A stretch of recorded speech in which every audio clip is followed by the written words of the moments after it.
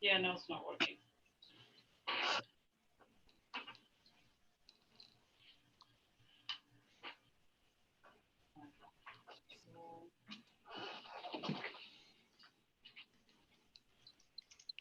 Okay, we are good to go. Madam Mayor, it's 6 o'clock.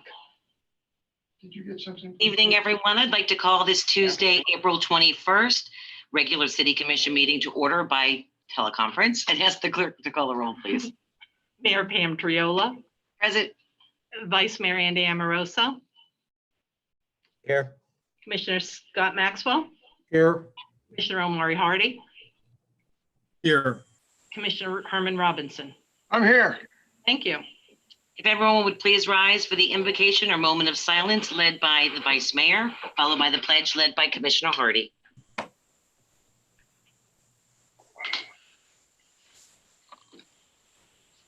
Vice Mayor?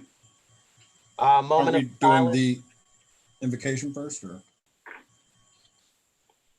Commissioner, I'm sorry? Vice Mayor, you're up. A moment of silence to remember all the people that have passed during this pandemic. Okay.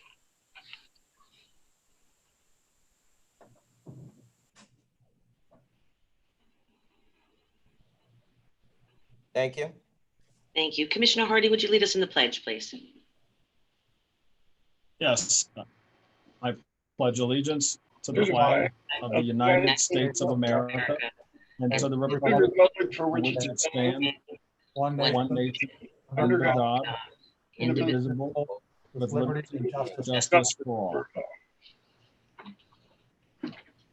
Okay, thank you both. All right, moving on to any additions, deletions, or reordering. No, Madam Mayor. Okay, then we'll move on to the presentations. It's item A, presentation regarding the City of Lake Worth Beach COVID-19 response. City Manager, are you? Yes, ma'am. Madam Mayor, can you hear me? Yes. Okay. Thank you very much, Mayor and Commissioners. Good evening. Thank you for your patience in pulling together this second remote meeting. I think we're doing a really good job, and I know that people appreciate the opportunity to see this. Just wanted to bring you up to speed on a few things that have been going on since the last time we met. At the last meeting, we did move forward with having me move forward with administrative order regarding the use of masks and protective gear for both the people out in public as well as the businesses who were remaining open. We did issue that administrative order, and then right after that, the county issued their order on top of it. So they kind of caught up with the process, but we did it before them. And just a reminder that that's not a mandatory, it is a strongly encourages, you should wear, highly encouraging. And that seems to be the tone and tenor of what was recommended both by the attorney and what the state and the county takes when they do those kinds of things. So that was followed up on. We also have been working, again, coordinating with Feeding South Florida. I think some of the commissioners will probably, that volunteer will probably give some of their accounts of that in their presentations individually.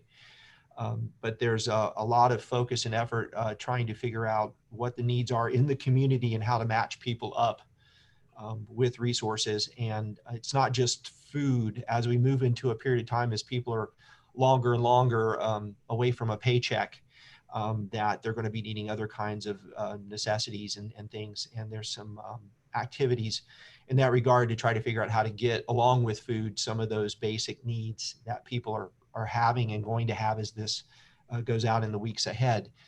So hopefully I'll be able to report back to you in some more detail about our efforts in meeting that need and how we can work together as a community to help those less fortunate. I want to remind everybody that the census, believe it or not, is still going on. I don't have great news to report on that front in the sense of the census. Right now, the percentages of people reporting back to the census, the national average is about 51%. In Florida, we're seeing close to 49%. Palm Beach County is close to the state average of about 49%. But unfortunately, Lake Worth Beach, we're at 38.7% of folks responding. And, you know, for years, this community talked about how vitally important it was to get an accurate count, the need to really show that there's a lot of people here maybe who weren't counted in the past. And we all know the importance of seeing those numbers accurately reported because it affects everything in the funding formulas.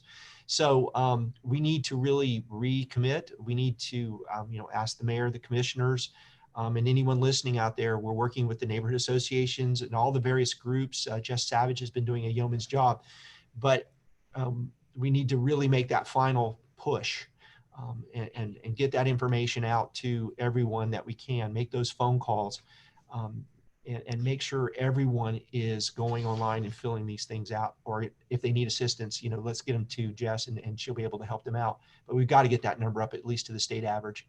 And right now we're lacking pretty badly there. So I want to put the call out for some help there. And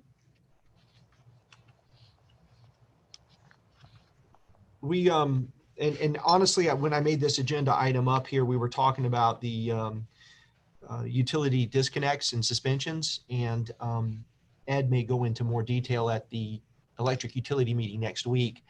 But we had pulled in staff from the conservation employees that work in electric utilities.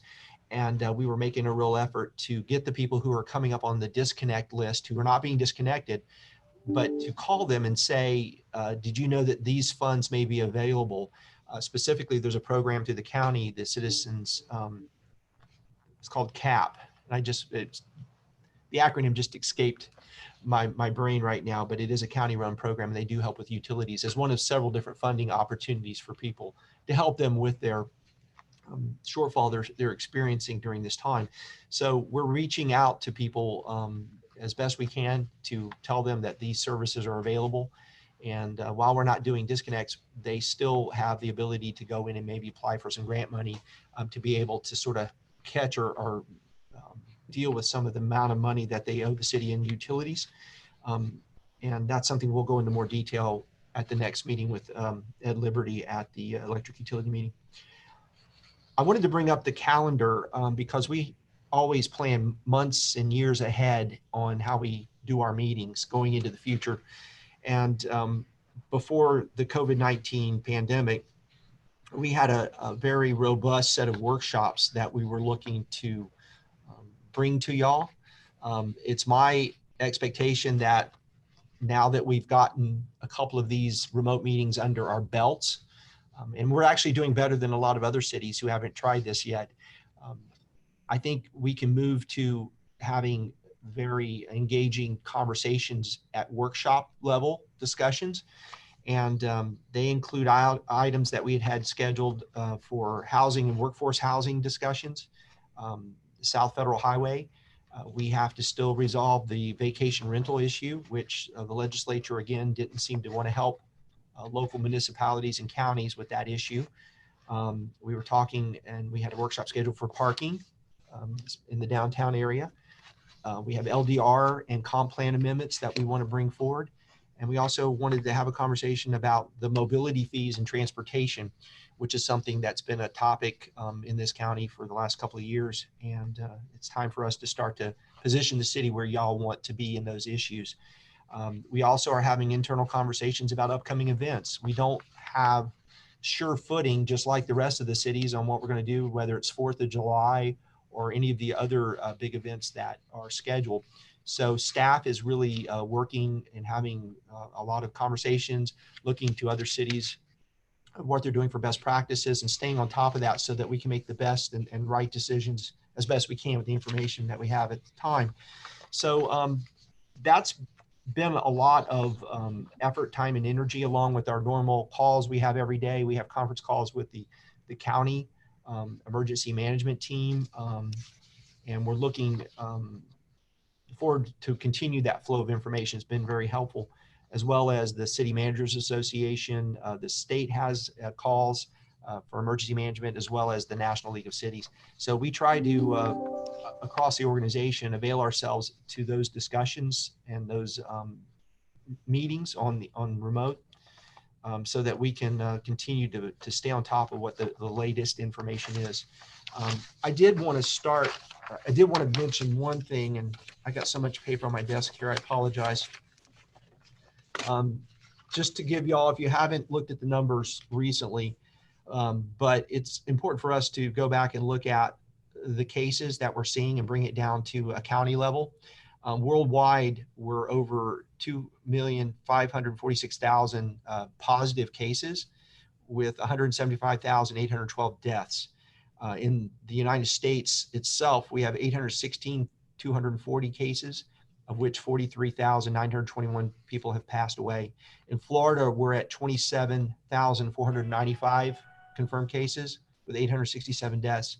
And when you bring that into South Florida, which is a sort of a hotspot area for us that we're lumped in with Dade and Broward counties, Dade has tested 60,000 people, and they've had 10,056 were positive, and they've had 202 deaths.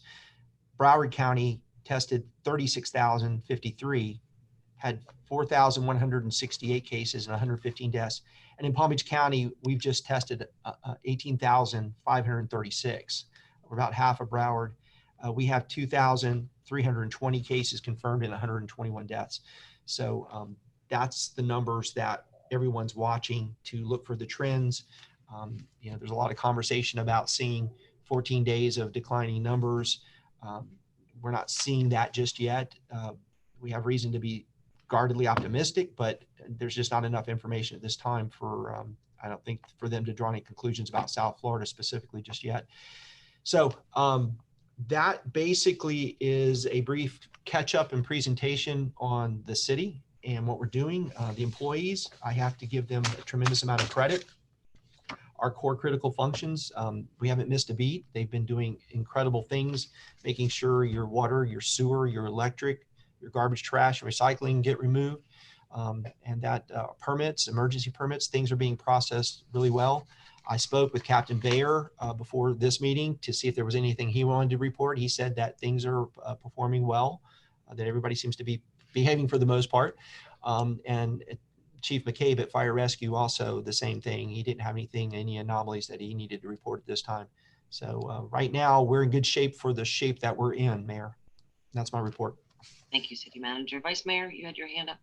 Yeah, just a quick question. City Manager, can you talk a little bit about your meetings with the virtual meetings with the county pretty much on a daily basis, and how we pretty much look towards the county and the state to, you know, move forward? You know, I think it's very important that the cities along the coast kind of stay in the same working order. For instance, Jacksonville opened their beaches, and I was inundated with calls about when is our beach going to open. I think it's very important. I think the mayor alluded to it at the last meeting about how we all stay together and move forward together.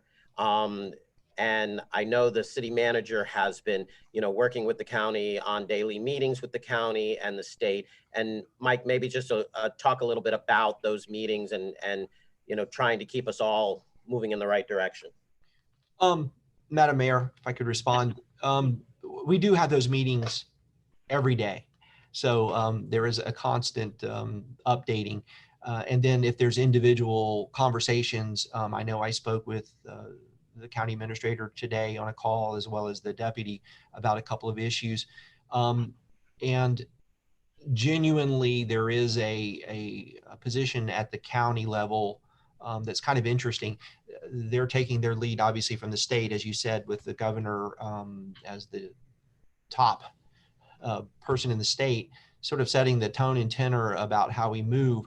But South Florida, because of the number of cases and some of the issues that we've had here, when you look at Dade, Broward, and Palm Beach gets pulled into that metropolitan area, we're treated a little differently. So, you know, the discussions that went on, and you mentioned Jacksonville Beach, that happened, you know, a major city on the north end of the state up the coast, is not something that I see happening here in the south end from what we're hearing from the state and down into the county, at least just yet. I do know in the conversations that we do have and taking the lead again from those entities, they're starting to have planning conversations about what a return to the different phases of reactivating normal life looks like. And it's not something that, automatically somebody's going to say, hey, everything's open and let's go. It's going to be a transition process. So the county is coordinating those conversations with the cities and the various entities around the county so that we all participate actively in any issue, whether it's a conversation about the beaches, the parks, the boat ramps, or the businesses. So those are starting to happen in a planning format, which is timely because under the governor's direction, he's started this week some working groups, a task force to look at reopening Florida. And I'm not sure what all that is going to result. I do know that there are many key players from Palm Beach County who are part of those workshop task force membership, including Mayor Kerner. So I feel that we have really good representation at that level to voice our concerns. But like I said, we are kind of pinned between the rest of Florida and being in South Florida, which has a different population and a different experience with COVID-19. So we'll probably end up charting sort of a separate, but a course for us that's right for us. But we do rely tremendously on the state and the county to help provide guidance on these areas. Thank you. Thank you. Okay, thank you. Any more questions? Let's move on to commission liaison reports and comments. Commissioner Robinson, would you like to start?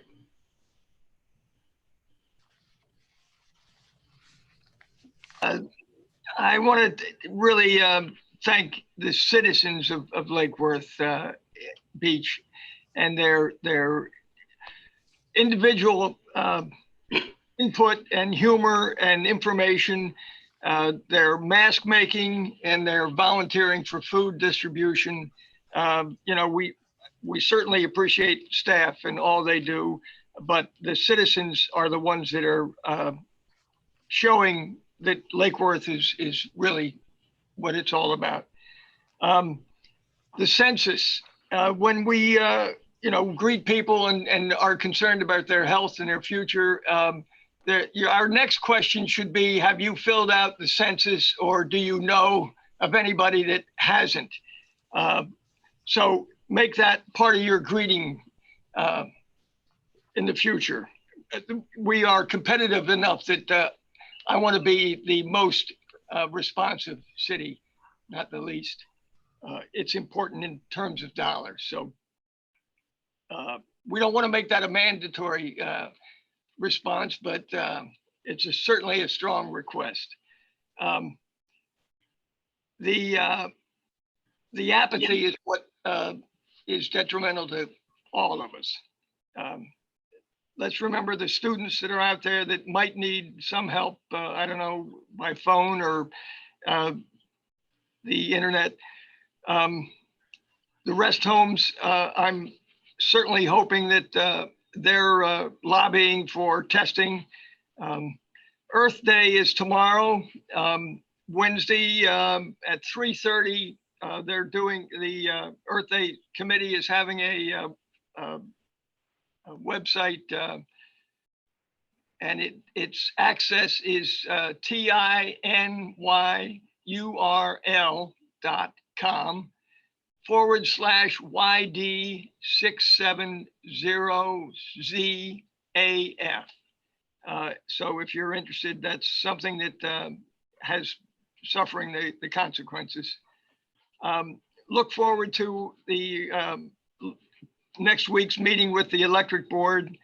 I want to thank Public Works for the amnesty and bulk pickup for this week, and then later in May for the bulk pickup amnesty.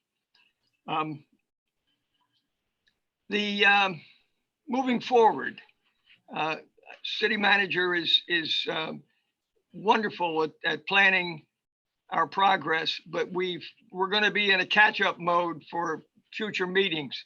I know one workshop was canceled because of the virus, so he failed to mention the doc conversation. Maybe we can just do it on a briefer basis at a regular meeting. I certainly don't expect anybody to be traveling to any of these meetings. And any decision that's going to be made on the beach or anything in terms of opening up our opportunities to spread the disease or spend money, I think should be a public meeting and a decision that is includes the commission. I know May 1st is a date that we're sort of looking forward to. Our next meeting is May 5th, and I would expect to be included at least publicly in a meeting of that conversation. That's it. I really want to thank my fellow commissioners for bringing their smiling faces onto the screen. So I'm glad we're all here, still standing. Thank you. Thank you. Commissioner Hardy? Sure, thank you. The first thing I'll say, and this relates directly to the beach and also to our posture relative to the county. I think it's important that cities along the coast do the right thing. And if there are local governments that are not as aggressive as they should be, I don't think any city along the coast or any city in South Florida should hesitate at all about going as far as they believe they should go with respect to preparing for COVID-19 and doing what needs to be done to contain the virus, slow the spread, and flatten the curve within their communities. So to that end, I have said before, and I still feel that there are some things we probably should be doing that the county isn't doing. And I think probably the most important thing would be a mandate on masks, the way that Delray has, for example, placed a mandate on masks. I believe they originally came out with an order saying strong encouragement. I believe that they changed that to a mandate. They may be the only city in the county that's doing that, and that may put them in a different posture from other cities. But I think that's not necessarily follow what other folks are doing, but ascertain for ourselves what we believe the right policy to be, and then go ahead and do that thing. On that front, I do not see on this agenda a ratification of the administrative order that was written and placed into effect after our last meeting with respect to our city encouraging folks to wear masks. I can have a conversation, with the attorneys if need be to figure out, when we'll see a ratification of that administrative order. And so that's that. I want to thank Joan Oliva and the CRA for pressure washing the downtown sidewalks. It's my understanding that they'll be doing everything from the roundabout to Federal and some of the side streets as well. I very much appreciate that for the residents who were asking us about pressure washing the downtown sidewalks. Those things, as I have it from staff, from Mr. LaFazo, those things get pressure washed on an annual basis, twice annually. And it's just that the stuff is old. The pavers are old, everything is old. So it may look a little more worn than it is. Looking forward to the discussion about the charter review. I think based on what we saw in the paper, which was utterly predictable with respect to students in poor communities having access to the internet, not having access to the internet, and the fact that they're not logging on the way that they should because of that. And also because of other things, because, a lot of those folks, their parents might be essential workers, right? If you are fortunate enough to be a doctor who can do telemedicine from home, that's fantastic. If you're a lawyer who can bill hours from home, that's fantastic. If you're an office professional who can do your work at your laptop at home, that's professional. But a lot of the folks in our communities, they work by interacting with other people.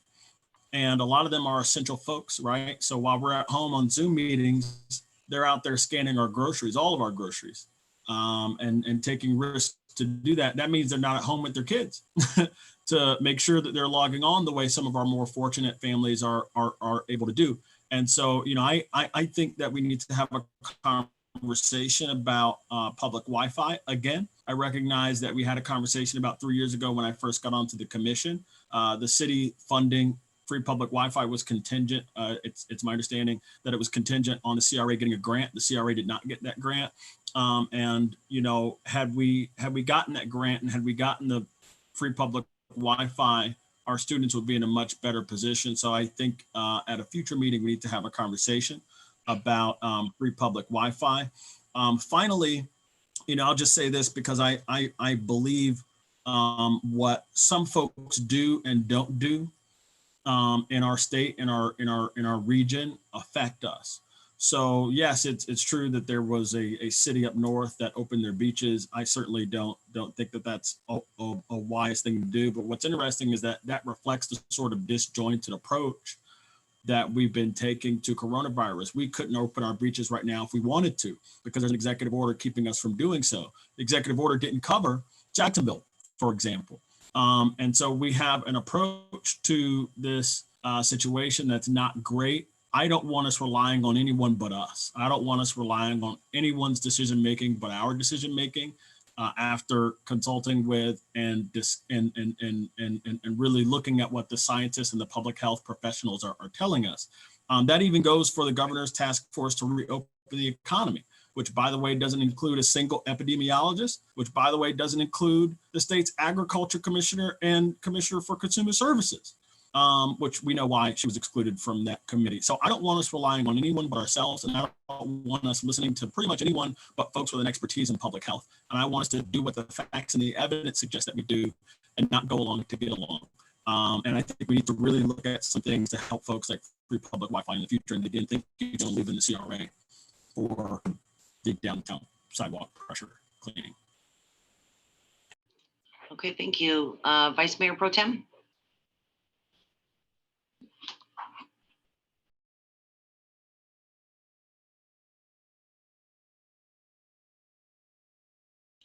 Can you unmute the Vice Mayor Pro Tem, please? Thank you. No wonder you couldn't hear me. Good evening. It's not me. Thank you so very much. And good evening, everybody. Hey, I first want to, offer kudos again to our city employees and our city leadership. I've been out and about in the neighborhoods, checking on folks and trying to educate folks on the best way possible. And I'm running into city employees and they all recognize that we're in this as sort of a marathon. And I think they're pacing themselves and doing a really, really great job. Their spirits are high. I haven't run into anybody that's with the city that isn't enthusiastic about doing what we're doing. Granted, I don't want to make it sound like they're having a good time because that certainly isn't what I'm trying to project. But my point is they're all very proud to be doing what they're doing. And they all feel like they're being very useful and helpful to our community. And I want to echo Commissioner Robinson's comments about our general public, our citizens, and they too have all seemed to be pretty positive given the unusual and extraordinary circumstances that we're all faced with. So again, like I said, the last meeting, I'm so very proud of all of the interaction and checking on each other that we've been doing since this medical emergency has started. I'm so very proud of Lake Worth Beach. Again, we talk so much about our diversity and how unique that is to us. And I think we're a good example of how very diverse communities truly can work together and get along well and get things done. So thank you all to our staff, the city leadership, and to our citizens. Thank you very much, and God bless you all. Also, I want to give kudos to the Sheriff's Office. They too are in this as a marathon, and they're all very enthusiastic. I know there's been some situations flare up from time to time in the downtown corridor with businesses. I know there's a struggle our business are desperately trying to figure out how to keep their doors open. And we're all worried about them. And I think as time passes on here, in the short term, we're going to start having conversations about what we might be able to do to help in some small way our small businesses to recover from all this. But the sheriff's office has been very flexible and very accommodating in trying to keep the peace, so to speak, when there's been little flare-ups or whatever. And again, I cannot thank them enough for their help and their support. And of course, the fire rescue. Those folks, as everybody knows, or many people know, our fire rescue is one of the busiest fire rescue units in the entire state. I don't know how these folks do it, but God bless them all and thank them so very, very much for all they do for our community.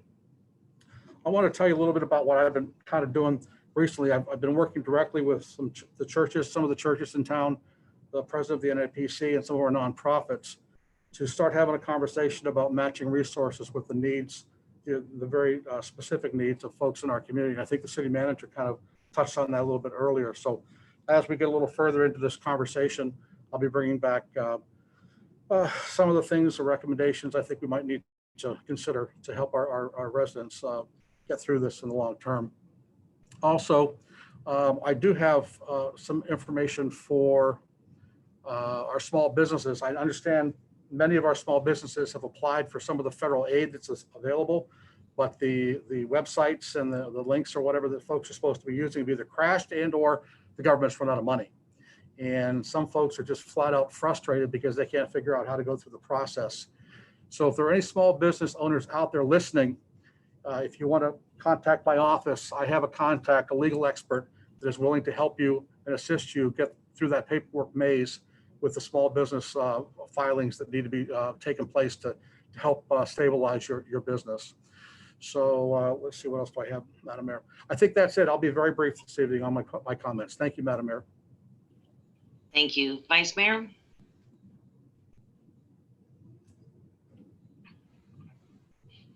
Unmute the Vice Mayor, please. Yeah.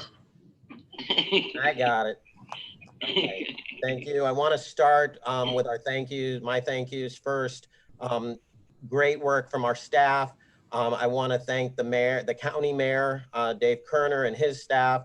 Talk with them on a regular basis, working on some things that would help Lake Worth Beach and our residents.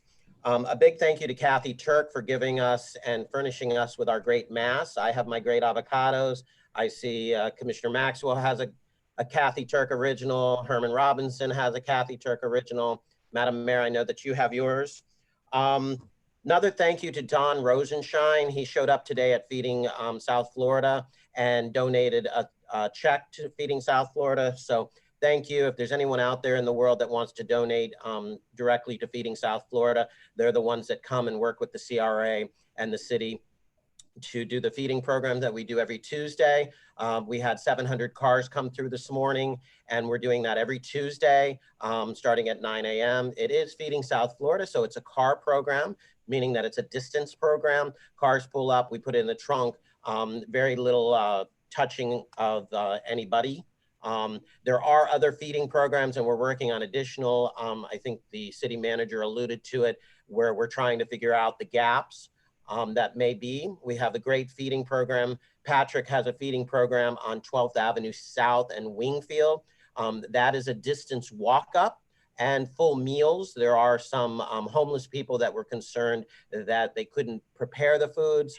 So that actually has some food that you can walk away with.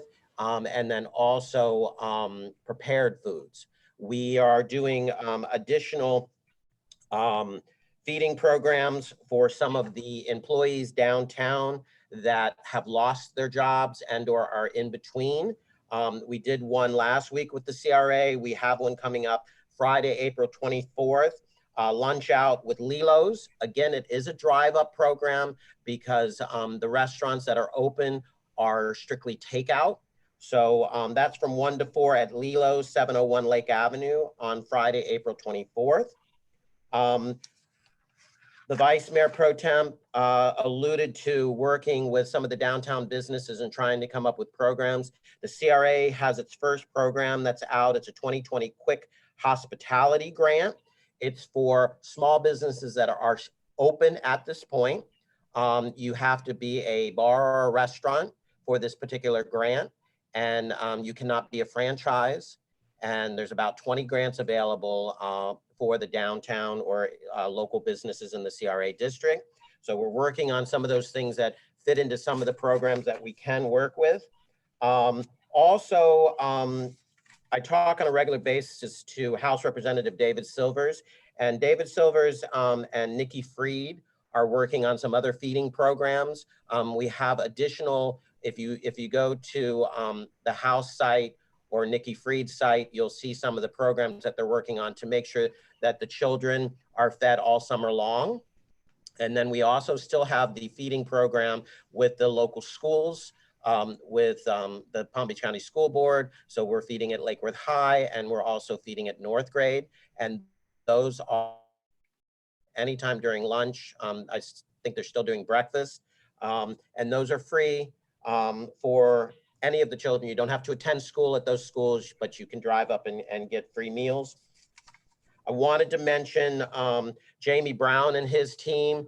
Great help with our feeding program at the Hatch. They come out, they do our recycling, they're on hand to help us out.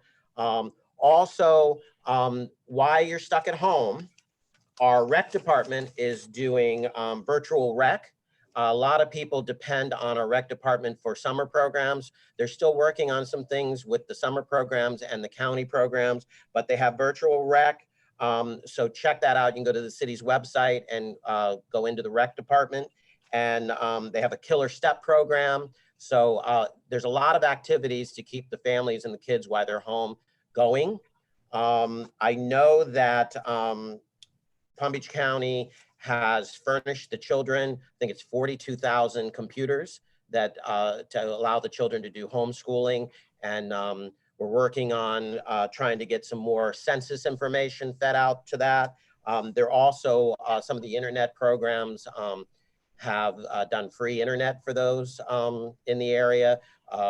Commissioner Hardy alluded to a program that we've been trying to get going on with the CRA for years with free internet in and around the city of Lake Worth Beach. We've applied for grants. We just can't get it going yet. But I know that Comcast and Verizon are giving free internet to a lot of the school children in the area. So some of that is going on. And then I'll end with the 2020 census. Again, the numbers are coming in. The city manager alluded to that.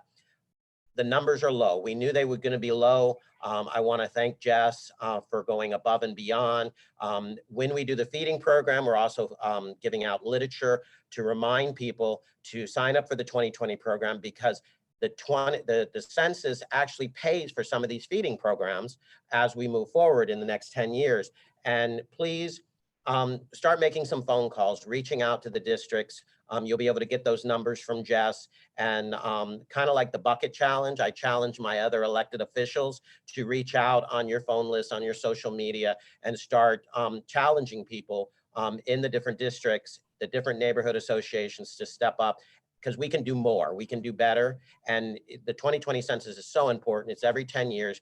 You have the families, you have the children at home right now. There's no reason why they shouldn't be calling in or getting online on these computers that they have now. And we're looking at the data, and the data, it's very interesting because a lot of people are calling in. So, you know, it's very interesting that there's more call-ins than there is online, which, you know, there's no excuse. People are home, they've got some free time. Fill out the census, call in the census, make it happen. Thank you, Madam Mayor. Thank you, Vice Mayor. Yeah, please, just to reiterate, the census is so important to us. We were so severely undercounted the last time around, and our kids need it. You know, we're one of the neediest cities in the county, and we really need your help. It'll only take you a few minutes, and you're hanging out at home, a lot of you, right? Why not take a few minutes to do the census? And again, it'll help bring the funds that we need, the grant funds and the food for our kids that we so need in our community. Also, just want to let you know the TPA, that's the Transportation Planning, formerly the MPO. They met virtually for the first time this past week and got our regular business attended to. Nothing really earth shattering, but we had to approve doing the meetings like that because a lot of the rules haven't been set up for that this is new for so many of us, and we're creating new processes and procedures as we go. I want to thank the CRA for the street cleaning issue. I want to thank all the community for getting involved in there. We're not only going to be cleaning the sidewalks, but we're going to be sanitizing them as well. You know, in times like this, if you look at what's going on around the country, cleaning them not only for the appearance sake, but also for cleanliness sake is very important to us. I'll keep it short. So we'll move on to public participation of non-agenda items.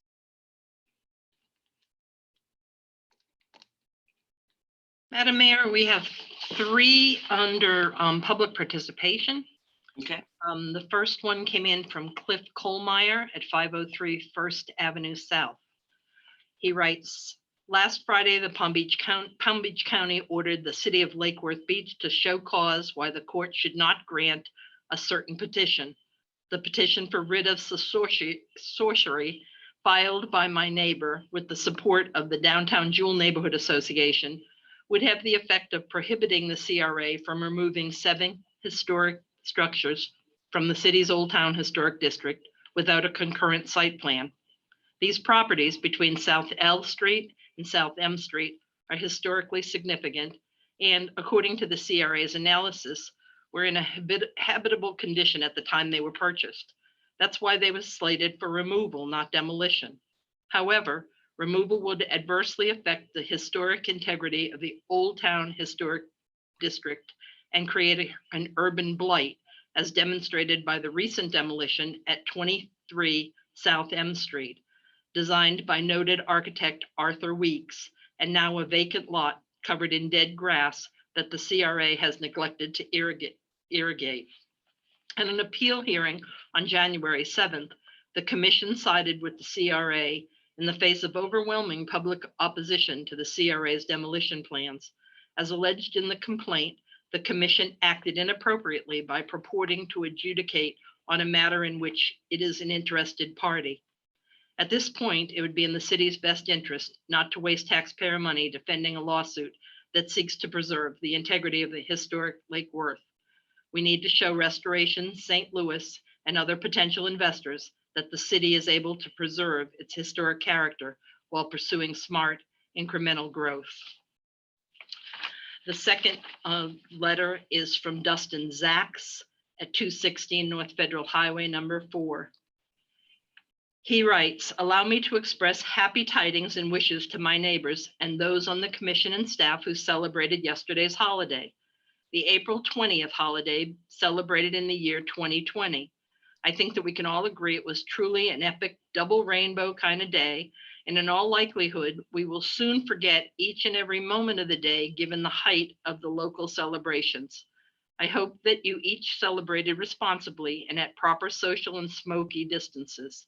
Now then, given that we've had our medical dispensaries open for a period of some years now, given that your constituents voted over 70% in favor of open access to our medical marijuana, and given that police calls to our dispensaries and crime externalities as a result of our dispensaries have been virtually non-existent, despite the alarmist arguments at the time of their opening, will the commission now take this opportunity, the day after epic 4/20 of 2020 holiday, to reevaluate their overly restrictive decision to allow only 2 dispensaries in our town? Thank you. And Don Rosenshine writes, the ensuing is most importantly presented to spark a wide-ranging discussion regarding the condition of our small businesses in Lake Worth Beach. I am sure that the mayor and all commissioners are deeply concerned about the fate of the city's small businesses, retailers, etc. This concern is magnified because the depth of the COVID-19 virus will impact during the upcoming hospitality and tourism off-season. Over the last month, I've been thinking about possible city-sponsored remedies to the problem. I should state obviously that the latest, a temporary forgiving of monthly utility payments for X amount of time, combined with an affordable payback schedule at some future time, is an idea lacking any research. Accordingly, if someone in the city bureaucracy could determine the median small business monthly utility cost, that would be a start. Determining whether the city could afford a temporary initiative, and if it could, would such significantly affect our small businesses, seems like an important second question. It is also a legitimate concern that raising the idea may unfairly raise expectations. However, these are not ordinary times. Moreover, if I believed that the imminent second tranche of SBA funds would really reach enough of our local entrepreneurs, I wouldn't be raising this issue for your discussion. Additionally, I and others would be glad to assist in this effort. Thank you. Those are the three under public participation. Thank you. Thank you very much. On that, entertain a motion to accept the consent agenda. So moved. Do I have a second? Second. All those in favor state so by saying aye. Aye. Aye. All those opposed? Motion carries unanimously. I'm not sure, I lost Commissioner Hardy on the screen. Is he present? I moved, can you see me? Okay, now I can. Yeah, they moved me to another office because my signal is bad. Okay. Okay, were you a yay? Yes, yes. Okay, motion carries unanimously. Thank you very much. Moving on to new business, item A, a discussion regarding the city's COVID-19 response going forward. City manager?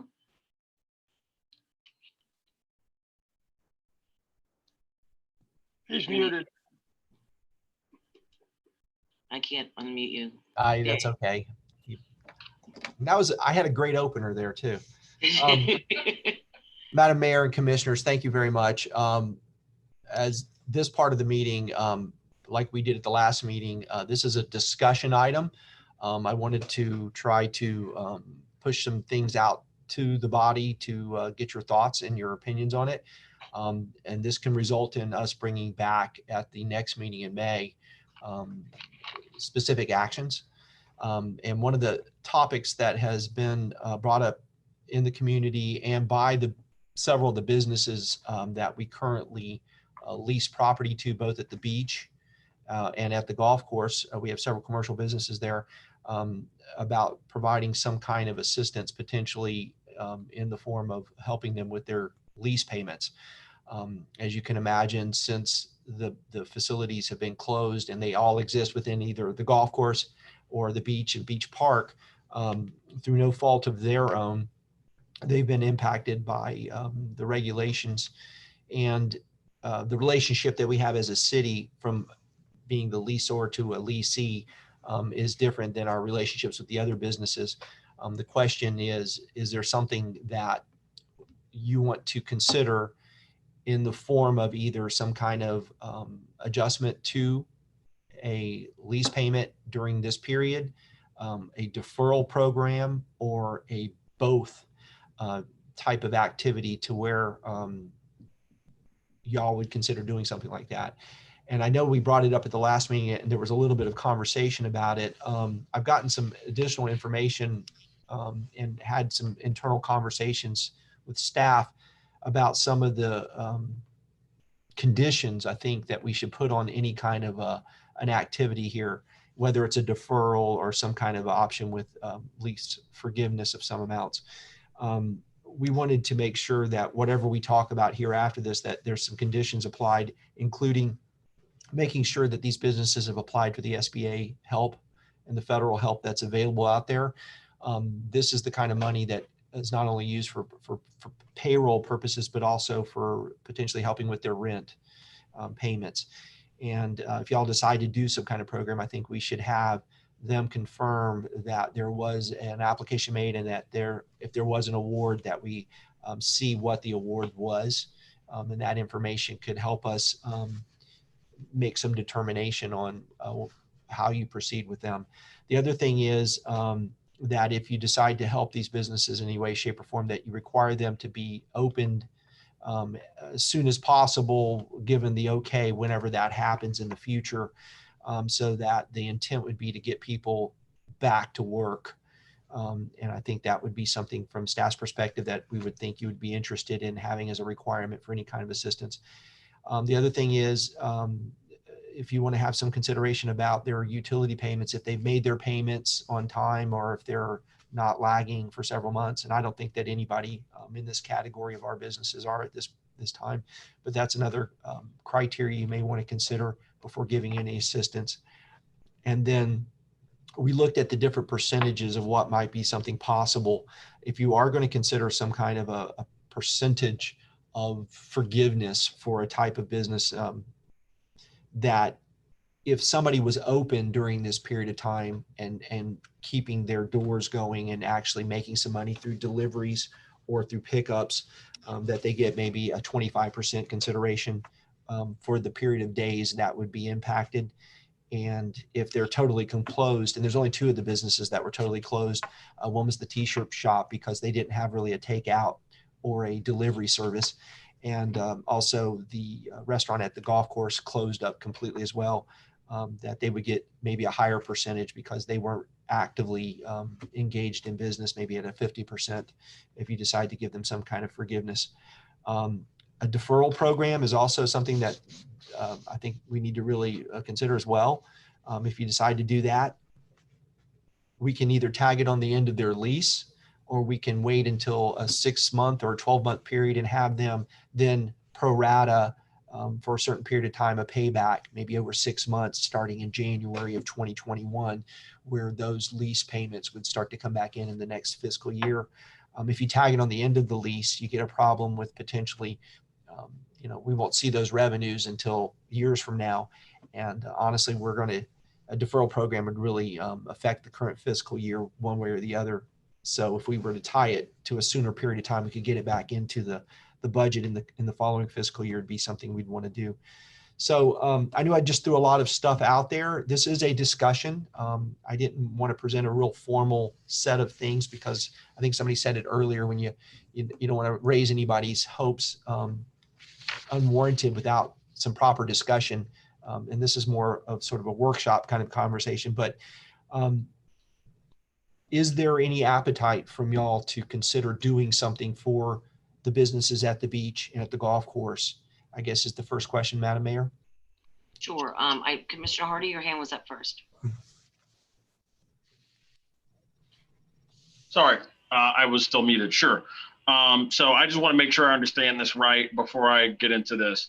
It looks like we're presented with 2 options that we could adjust the payment amounts, the amounts that would be due, which would be like a type of forgiveness, or we could defer payments to the end. Potentially some combination of both, although that wasn't brought up. I imagine some combination of both might be available. And we would require them to apply for the Paycheck Protection Program.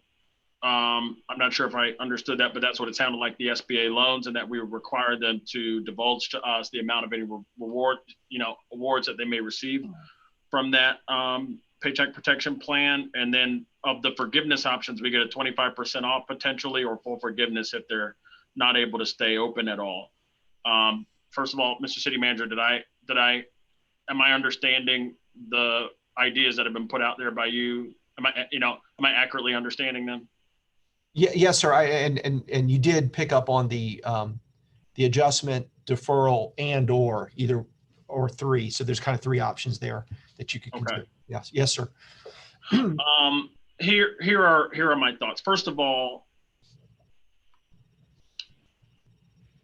coming at this from the standpoint of a business person, if I were a landlord who has tenants,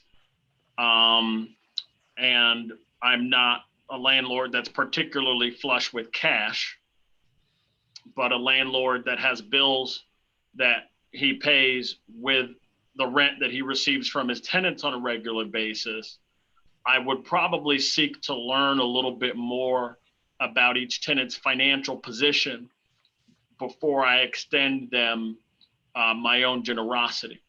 And I think that's crucial. Whatever this is, whether it's a forgiveness or whether it's a deferral, you can look at this like a grant or you can look at it like a loan. But there's no way to get around the fact that we are either giving them money by not taking from them what they owe us in the form of payment, or loaning them money by letting them pay us at a later date. And if it were my own personal funds, I would maybe approach this differently, but these are the public's funds, and these are private entities, and these policies would constitute us giving them a private benefit. And so I really need to know more about their financial position, frankly. before I can say that we should loan them or give them any money, because that's really what this comes down to. And that's not to say that I'm not disposed to do one of the two things that were mentioned or a combination of both, but I need to know more about their situation before I do that. There are some very mom and pop businesses that we rent to, for example, the beach club, which is not on the beach, but the golf course. It's just called the Beach Club for those who don't know. And for example, you know, the T-shirt company or Mama Mia's, you know, those are very, very mom and pop businesses. There are other businesses that are there that are not so mom and pop. And before I enrich someone with my taxpayers' money, I want to know more about it. So that's number one. I can't say yay or nay until I get more information. The other thing is, you were very right in that if we were to defer payments into the future, that would create a short-term cash flow shortfall for us. And those are the funds that we use to maintain those properties at the beach and the parks and all of that stuff. And also, we're not receiving parking revenue right now either. And parking revenue is the only thing holding the beach up financially. And we're not receiving that right now. We made the very good decision to raise parking rates to reflect something closer to the market value of real estate at the beach, however large a parking space is, 160 square feet. But we're not able to reap the benefit of that right now. So I need to know more. I am concerned about deferments, especially for some of our larger tenants at the beach specifically. And if we were to defer to the end, especially with some of our larger tenants that are not so mom and pop, but I don't know how we could treat them differently, but we need to look at the time value of that money that they're not paying us. So that if there's a deferral, that there's, for example, interest that would accrue as a part of the deferral. That's something that we may want to look at. But yeah, before we spend our taxpayers' money and providing private benefits to private business owners, we really need to look at their books to see that they need it. The other thing is, maybe we want to fund assistance for them as they seek these Paycheck Protection Plan loans / grants, right? So the SBA released some information that as of a few days ago, 74% of the grants that were made, the loans, which can turn into grants if they do all the things they're supposed to do, that 74% of those were less than $150,000, which sounds great. The problem is that amounted to only 17% of the total funds available in the program, right? So 45% of the funds that were available in the program went to just 4% of the businesses that got the loans. So that means you had some very large corporations who are very well lawyered, who have very good accountants, and who have very strong relationships with their banks, who basically were able to get the lion's share of that money. And the smaller businesses, like your Mama Mia's, like your T-shirt shop, like your Kilwins, like your the Beach Club, they weren't able to get the amounts of money that the larger businesses were. So perhaps, being as we have attorneys on our staff and access to folks with contacts, information, and knowledge, perhaps we would want to help them piggyback off of our resources to apply for these funds if they're having difficulty doing that. That might be something, because that would, helping them is helping us at that point.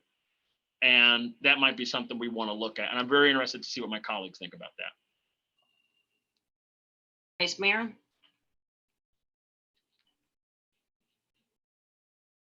He's muted.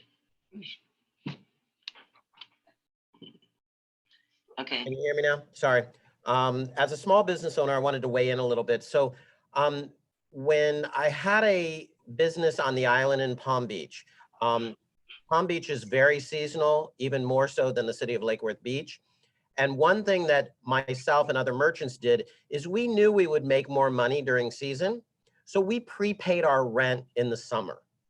So we didn't have the burden in the summer. We paid it when we had more cash flow in the season. Lake Worth Beach is still very seasonal. Thanksgiving to Easter is when our businesses make a little bit more money and have a little bit more cash flow. So if we're looking at doing something, I think it should be a deferment, and we should look at maybe doing it during season when these businesses have more cash flow, a forgiveness, but a payback during season, not on the in, like the city manager said, because again, we need our working capital. We can't wait till the end of their leases. I think it would be more palatable to the businesses to do something like that. Also with utilities, if we're looking at deferring some utilities, I think all those numbers really need to be looked at, but maybe defer it till season and then do a payment plan, something that they're comfortable paying back during season. But we really need to look at those numbers. For instance, my little cafe, 1,200 square feet, my utility bill is over $500 a month. So that can add up when you have coolers, when you have other things that is a little bit more in electricity, which I would think Kilwins and some of these properties on the beach with their cooler systems pay a little bit more than we probably realize in utilities. So I want to look at those. And then legally, picking and choosing who we help and who we don't help. I don't know legally if we can do that as a city. I was always under the impression that if you do for one, you have to do for everyone. So I'd like to hear from the attorneys, not necessarily now, but as we have these conversations, what that looks like and if we're legally able to do that. Because it's been referred to as some business might have more cash flow, some may be a little larger than others. And so be it, some of the businesses on the beach are larger than others. And some of them may have had a better business plan than others and have a little bit more cash in the bank. So I think it's a conversation we need to have. Also, utilities, I think that as we talk about things that we can do for businesses downtown, that may be an option too, is to defer utilities for commercial businesses and do a payment plan back during season. Again, it's something that each individual business can weigh in on if it's something they're interested in, and we could look at those numbers. I know we have great staff in the utility department that can look at that on a case by case. If it's a program that we push out for our commercial businesses, that they work directly with somebody that they know exactly if we're going to defer for the next 2 months, 3 months, 4 months, whatever it may be to get us through this pandemic, that in the summertime, your bill is this now. In the summertime, in the seasonal time, this is what your bill will be. And then let them weigh in and choose that option as something that may help them now with their cash flow. Thank you. Thank you very much, Vice Mayor. I agree with you both. I think if we're going to do anything, we need to do it consistently across the board. We can't just say, well, you make more money or you're a bigger corporation or you're whatever. I mean, if we're going to do something as a city, then we should do it across the board. Based on our last budget session, knowing how tight we were last budget cycle, we can't give away money at this point. A deferral program I would be most comfortable with. And I think that, if that's something we're going to do, I would want more information on it, just like Commissioner Hardy, but I'm more apt to go in that direction. That's how I would feel about it. Commissioner Robinson. Thank you. I'm glad we're having this discussion. I had asked to have a separate discussion on just the downtown merchants, but this is a good demonstration of how difficult it is to talk about a contribution or a grant. And always when you're talking about a contribution, you ask yourself, how much can I afford to give to how much they need? Other people's money is always in business. I look at with glee, but the idea of the necessity of making sure that they apply for everything that's possible is important. We could also help in the administrative applications of any possible grants And that would be a contribution in itself in terms of administrative costs. It is a grant. The leases that we have with the city are our direct income. And and there's 6 of them. We're not talking about the downtown, which I want us to consider how we can help the small businesses downtown.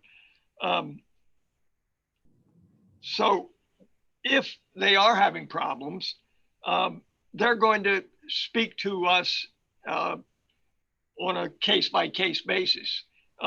And we will have to judge fairness. And so I'm interested in waiting to see if an application process is required or some sort of a request from these 6 businesses that we can directly and make a decision, a uniform decision together, because they're our tenants. Downtown, I don't know if we're going to talk about the help that I want to talk about, but the utility costs are one of the ways that one of the costs that affect downtown businesses. So the requirement of them applying for every possible grant of our 6 tenants is one thing, but I don't know if we're going to get to a conversation about what we're going to do for downtown. We have a meeting on the 5th of May. We can hope that between staff and the electric utility meeting on the 28th, we can come up with some possible hopes for help to the small businesses. Yes, there's a variety of sizes, and one size doesn't fit our budget. So not an easy topic, but I really feel that downtown is as important as our leaseholders, because we can deal directly with them. We can't deal directly with the downtown small merchants. Thank you. Thank you, Commissioner Robinson. Yeah, I just want to clarify, I was referring my support for the leases that we have control over, meaning Yes. those 6 leases. As for downtown, well, we've got small businesses all over. Go to there's so many different small businesses down on the south end of town, further to the west, everybody. And I had a conference call with Lois Frankel, with Congresswoman Frankel, and she held a mayor's meeting. And all the cities and towns were talking about the SBA loans, the PPP programs, and nobody getting calls back. People close to me, including me, applying for these projects for our small businesses as a small business owner as well, who's primarily most of my business in hospitality, you can imagine. So with the hospitality industry facing this, and so many of my clients, open, close, whatever, they're trying to do the best that they can. And the ones that are open, doing the takeout and the delivery service or whatever, they're just trying to keep people employed and keep their core staffs with them as best as they possibly can to just make it through this thing and get themselves back in the saddle when this thing passes. But everyone needs help. What can we do as a city?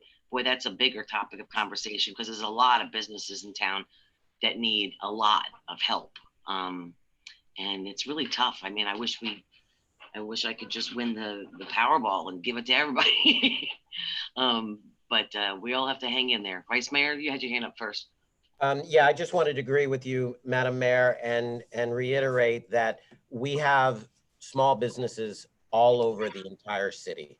and we need to try to focus on the downtown businesses, yes, but we need to make sure what we do, and as we have the conversations, that it includes all small businesses and that we're reaching out to them. Please remember that the businesses in the CRA can benefit from some of the grant programs that the CRA has, but the CRA cannot go out of its district.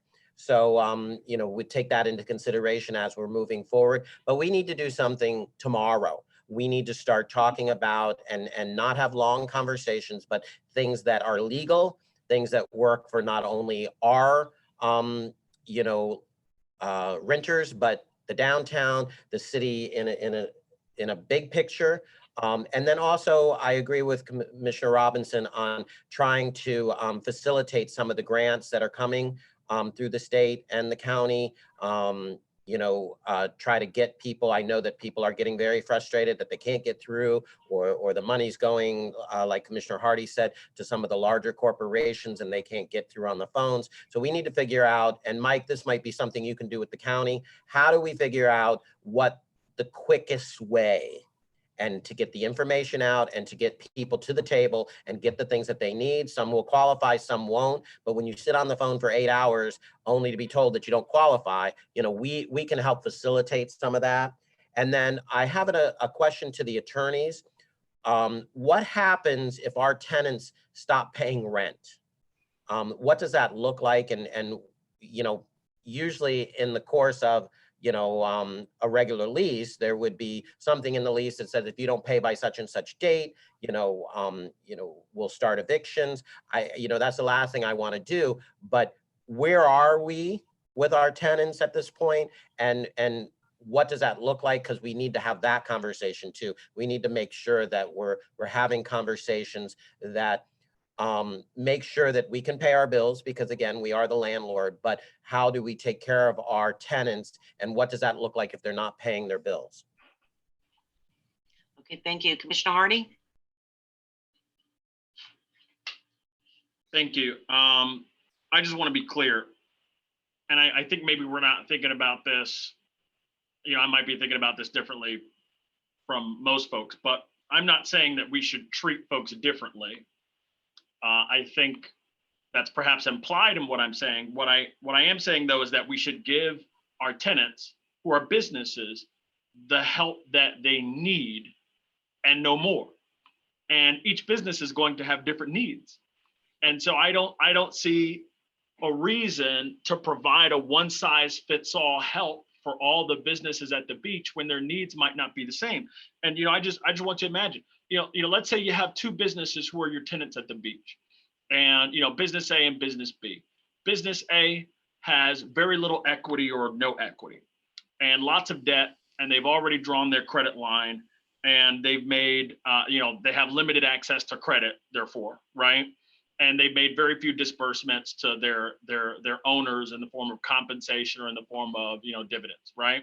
Okay, that's one situation. That business is going to have a totally different need from, let's say, business B that has lots of equity, very little debt, access to credit, and an undrawn credit line. Why should we give those two businesses the same amount of help when the help really costs us? And when the help is ultimately paid for, not by us individually, but by the taxpayers out there in the city. If you have businesses with different needs, you should provide them help that matches their need, because these are ultimately businesses. You know, during expansionary periods in the economy, we tend to call business owners, you know, these great risk takers, right? And now the risk is here. And I don't have a problem with giving them help, but I want to make sure that they have the help that they need, and not help from our taxpayers that they don't need, because we're not rich here in this city. And as far as I understand, we have different contracts with each tenant at the beach. You know, we don't have one group lease, you know, for, you know, them all. You know, the language might be similar, but we have a separate contract with each one of them. And as far as I understand, and this would also be a question for the attorney. So now, Madam Attorney, there are two questions here. You know, as far as I understand, any one of these, whether it's a reduction in rent, which I would prefer over a deferment, or whether it is a deferment that they would have to pay back to us either beginning immediately as soon as the economy reopens in periods, right? Or whether we would just tack those payments onto the end. In either case, we can choose to negotiate our leases on an individual basis if that's what we want to do, especially if folks are coming to us, right? So, you know, that's our option. You know, we have 6 different contracts, 6 different ways that we can negotiate with folks up there at the beach. So, you know, again, I want to make sure they get the help that they need, but being that the help is coming from our taxpayer, we need to make sure that they need it. I want to see their balance sheets. I want to see their tax returns. I want to know that when they're coming to the taxpayer of Lake Worth for assistance, that they need it. That they need it. Otherwise, we're essentially bailing out businesses. They may be our tenants, but that's basically what we will be doing, and without any guarantee that they need the bailout. That to me does not seem a reasonable thing to do. And I also don't believe that it's unreasonable to seek only to give what help is needed. So, City Attorney, are you here? Is it Glenn? Is Glenn here? Can you hear me? Yes, now I can see you too. Yes. Okay. Yeah, I've heard several of the questions, and essentially it is a lease agreement. And if there's going to be any changes, there'd be an amendment to the lease agreement. And I think what manager was looking for tonight was some general sense of direction as to where the commission might want to go with this, depending as this continues to play out. You're right. Some of the tenants might have a great business plan and a lot of money in the bank, and other ones may have a poor business plan. And are we bailing out poorly run businesses, or are we assisting well-run businesses that are hurt because of the virus? And what's the level and extent? The same debate that's playing out all over America right now. And at this point, unless Mike tells me otherwise, I don't think that any of our tenants have defaulted. I don't think we're anywhere near that. We're not at that point with any of them. And if that occurs, then we'd obviously have the conversation with the commission as to whether you did want to, quote, begin eviction proceedings. Probably not at this point, but what other avenues? And it could be one size fits all. More likely, it might be tailored to each lease. So I think it's something that I think that Mike wanted to put out there, so you start thinking about this, because this might come up a month from now, 2 months from now, and maybe if we're lucky, they all receive their SBA loans. Because one thing we talked about earlier today is, you know, if they're applying for an SBA loan and they're getting funded for rent payments, we certainly don't want to double dip in a sense and provide them with payments that they're going to be reimbursed by the federal government and have us step in instead of US dollars. So a lot of moving parts, but certainly a very good debate and discussion tonight. Vice Mayor Pro Tem? Thank you, Madam Mayor. A lot of good comments and suggestions here this evening. I think first and foremost, and I think the city attorney kind of spoke to that a little bit, we need to find out if there's a need. You know, we're assuming that all of our lease, all of our tenants are going to need some type of financial assistance. And I think if you go out there and say, hey, you know, tenant, we're going to offer you this assistance. Well, who wouldn't take it if it was offered? I think the first thing we need to do is determine if they really need it. And that would mean they'd have to come to the city and say, look, we're in a pinch. This has really hurt us. And at that point, we do our due diligence and we take a look at their books to the extent that we can do that. We determine whether they've exhausted their options with the federal government first. Okay. And if we get to that point where they've done everything they possibly can do and they're still in a situation, then I think maybe what we ought to do is do a hybrid of some of the things that have been discussed here tonight. For example, I'd like to see the city manager and city staff model the following 3 options. Number 1, at the commission's direction, we determined how many months of that we would like to consider for deferment or abatement completely. And option 1 would give a straight deferral, if you will, of their rent over 3 seasons, not 1 season, but 3 seasons. So let's say, for example, you know, a tenant, they need 2 months rent.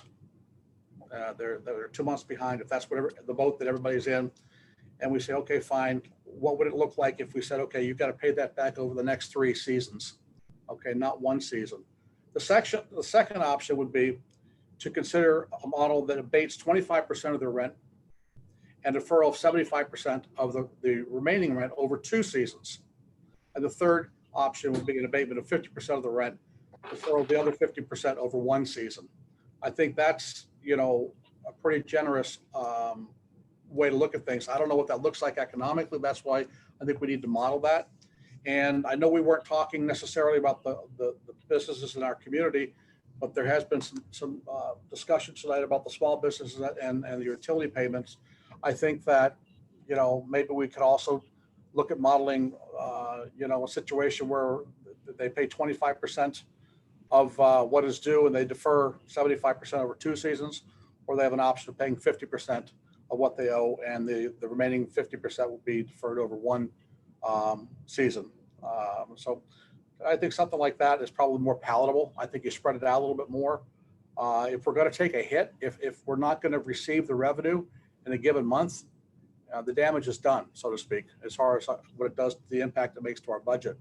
So, but I think that making the repayment more palatable and over, given it a couple options might be the way to go. And again, if these models come out where these are doable, then if the business can truly prove a financial need, then I would give them a choice of those 3 options. And that way you don't have one size fits all, but it's also, I would think, legally acceptable because everybody's given the same opportunity. Thank you. I like that, Vice Mayor Pro Tem, too. That it's at least consistent enough, and there are options there for people in different categories. I think that's good. I always worry, Glenn, about the legality of doing stuff like this and saying, okay, well, you can have this one thing, but you can't have that. And it ends up, the lease situation at the beach, we would have had, in a perfect world, everybody would have had the same approach to it and would have, it got kind of crazy back then. But, okay.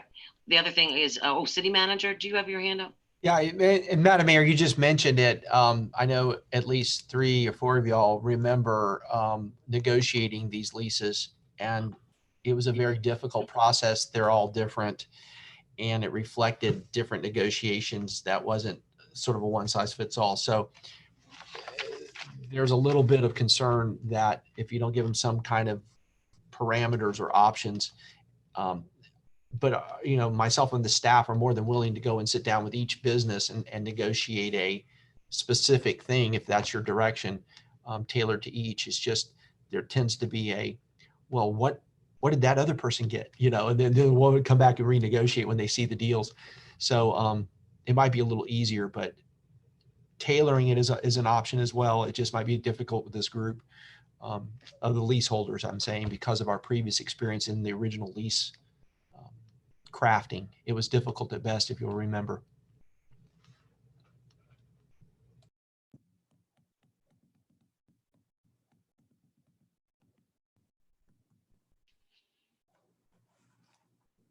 Commissioner Robinson? Yeah, we're talking about 6 tenants that we haven't heard from. We can give them the opportunity to have a conversation with their concerns and needs. And a grant is legal, is to my understanding, if they apply correctly and meet the criteria. If it's necessary for the business. I'm not so much interested in a grant, but the deferrals are much more of a palatable option.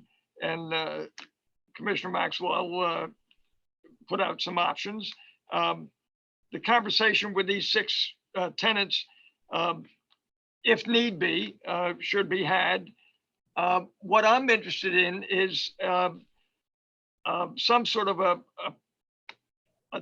a decision or policy towards helping our small businesses in the rest of our town.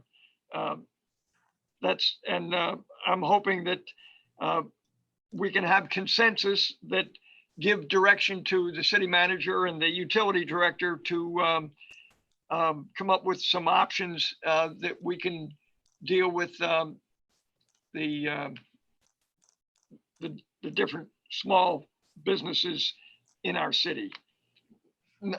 Destination downtown is critical. And I certainly don't want to lose any businesses anywhere because of this virus. But if we don't talk about what we can do for them, we're going to pay a price for that as well. The 6 tenants, I think we can deal with on an individual case-by-case basis. But I would hope that the 5 of us can have a consensus to give direction to the city manager and utility department to come up with some ideas to help the small businesses. Thank you. I agree with you. Commissioner Harding? Sure. I just want to make sure I'm clear about something, and this is a question for Glenn before I continue. Glenn, the ability to amend these leases, or let's say in advance of us actually consummating an amendment with them, like, the ability to adjust the terms of the leases as we go, that doesn't fall within emergency powers, for example. That would require commission action and approval beforehand, right? Because that's not really pertinent to an emergency on the city's part. That's more a private matter for that private business that we're being generous to. I mean, theoretically, it could fall within the emergency powers because from the tenant standpoint, their fiscal emergency could be triggering it. Although you're having the conversation, and again, I think the reason Mike brought it up is he wanted some direction. So, since he's asking for the direction, and I think we're hearing, the comments from all of you, certainly I would say he'd have the authority to do it and come back to you for ratification. In reality, I think Mike would probably bring it to you at a future meeting like this, just to go ahead, because you are a little divergent. You have general ideas, but there's a little bit of divergency. And again, as a couple of you have pointed out, we don't know yet whether the tenants truly need this assistance. Again, particularly if they get the SBA money, they can't really get both, because if you're getting your rent reduced by 50%, then the amount you're eligible to be reimbursed from SBA is 50%. So all you've done is substitute local dollars for federal dollars.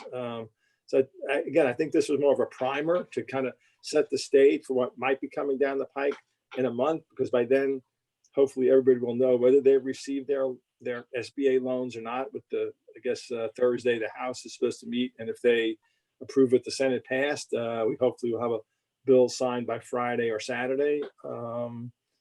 So again, I think this is a little more forward thinking in terms of where we might be 3, 4, 5, 6 weeks out. Okay, thank you. I would hope that we would approve this before any action gets taken. That this would come to us, we would discuss it, debate it in the public, and then approve it before any sort of deal or adjustment gets made on for our tenants who are private entities. And as far as will they look at each other's deals or try to look at each other's deals, if the situation is that pressing, then we should be able to say that, look, obviously we're in the possession of public documents. Okay, we would have to give them up. But if they're going to treat us that way, then it would certainly quell my spirit of generosity if they're going to try to take advantage of the process by doing that. If Juan is Juan Ruiz on this? I'm looking at the list of names of people who are attending. Is Juan attending digitally, virtually here? Yes, he's on the call. Do you need, do you have a question? Yeah. There he is. Hey, Juan. So, there have been some longstanding issues with leases at the beach. In particular, isn't CAM an issue that how did they, how did we end up basically having CAM set at the rate that it is, which is my understanding is kind of low. Has that been a longstanding issue? No, that issue's been resolved. Probably dating back last 5 or 6 years. We got a good handle on the actual CAM, so that's not an issue. Okay. Are there any other issues with leases at the beach? Things that we're not, that we're stuck with, that were not smart decisions as far as the structure and setup of our agreements with our tenants? Oh, I'm not even qualified to answer that. I'm not a real estate attorney, nor was I involved in the negotiation of those leases. Sure. All we consider from an operational side, Commissioner Hardy, is that the rents come in, they adhere to the lease, requirements, which they all do. They pay their patio rent, they pay their CAM, they pay their property tax. And that's about the extent of what we get involved in. And obviously, like in Barry's situation, his lease original terms expired last year, and we amended it. And When you say Barry, who's Barry? Barry's Tees, yeah. So that'll get initiated at the staff level, but then that's done in collaboration with the guidance from Glenn's office. But yeah, that's the extent of that. Okay, and what I'm getting at here is, again, if folks end up coming to us and asking, the taxpayers of the second poorest city in Palm Beach County, for a bailout, whether, you call a reduction in rent a bailout, or whether you're calling a deferment a bailout. If you're coming to us and asking for a bailout, there might be things that we might want to ask of the folks who are asking for our generosity. And so if there were issues there, if there were things, since we're discussing amending lease agreements, if there are other things in those agreements that we might want to adjust going forward, then this might be the opportunity to do that, so that we're not getting something for nothing. The other thing is that if we end up providing help to these folks, I want to ensure that they keep their workers. So, I don't, for example, want to see someone get a deferment from the city, which means that, again, the second poorest city in Palm Beach County, that their taxpayers are helping keep their business alive. I don't want to see that happen, and then they subsequently fire or lay off their employees. Just basic things like that. Again, it's public dollars. These are private businesses. Whatever help we provide them would provide a private benefit to people. We need to make sure that the public is well, first of all, that the help is needed, and that we give them only the help that they need, and then that the public is fairly compensated for the help that they give these private business owners who are risk takers, in the sense that they've decided to go out into the economy and be entrepreneurs. And again, not all of these folks, you have some small, very small mom and pop businesses. Some of these other businesses are not small and not mom and pop. And, it concerns me that, again, the taxpayers of the second poorest city in Palm Beach County would be providing a private benefit to these folks for no public benefit. That would be my concern. So those are all my comments for this set of the items. City Manager? Thank you, Madam Mayor.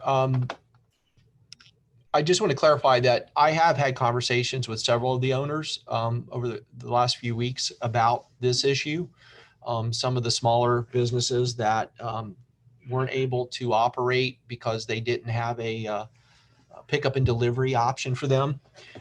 So they have been talking to me, to staff, and there is a concern about what's happening and where they're going to be going. So we'll be glad to follow up on that. But I did want to say that the types of issues that you've identified and the concerns you've expressed in the various options you've talked about, if we do go towards any other kind of program, and I know Commissioner Robinson, we've had a conversation about having the utility discussion at next week's meeting, where Ed will have some material, more data to talk about what something might look like if you want to do something for businesses in general. But you can see that sounds like a very nice idea, but when you get down into the details, that's where the devil resides, and it becomes more and more difficult as you try to craft a program to do the right thing, but those conditions start to make it more and more difficult.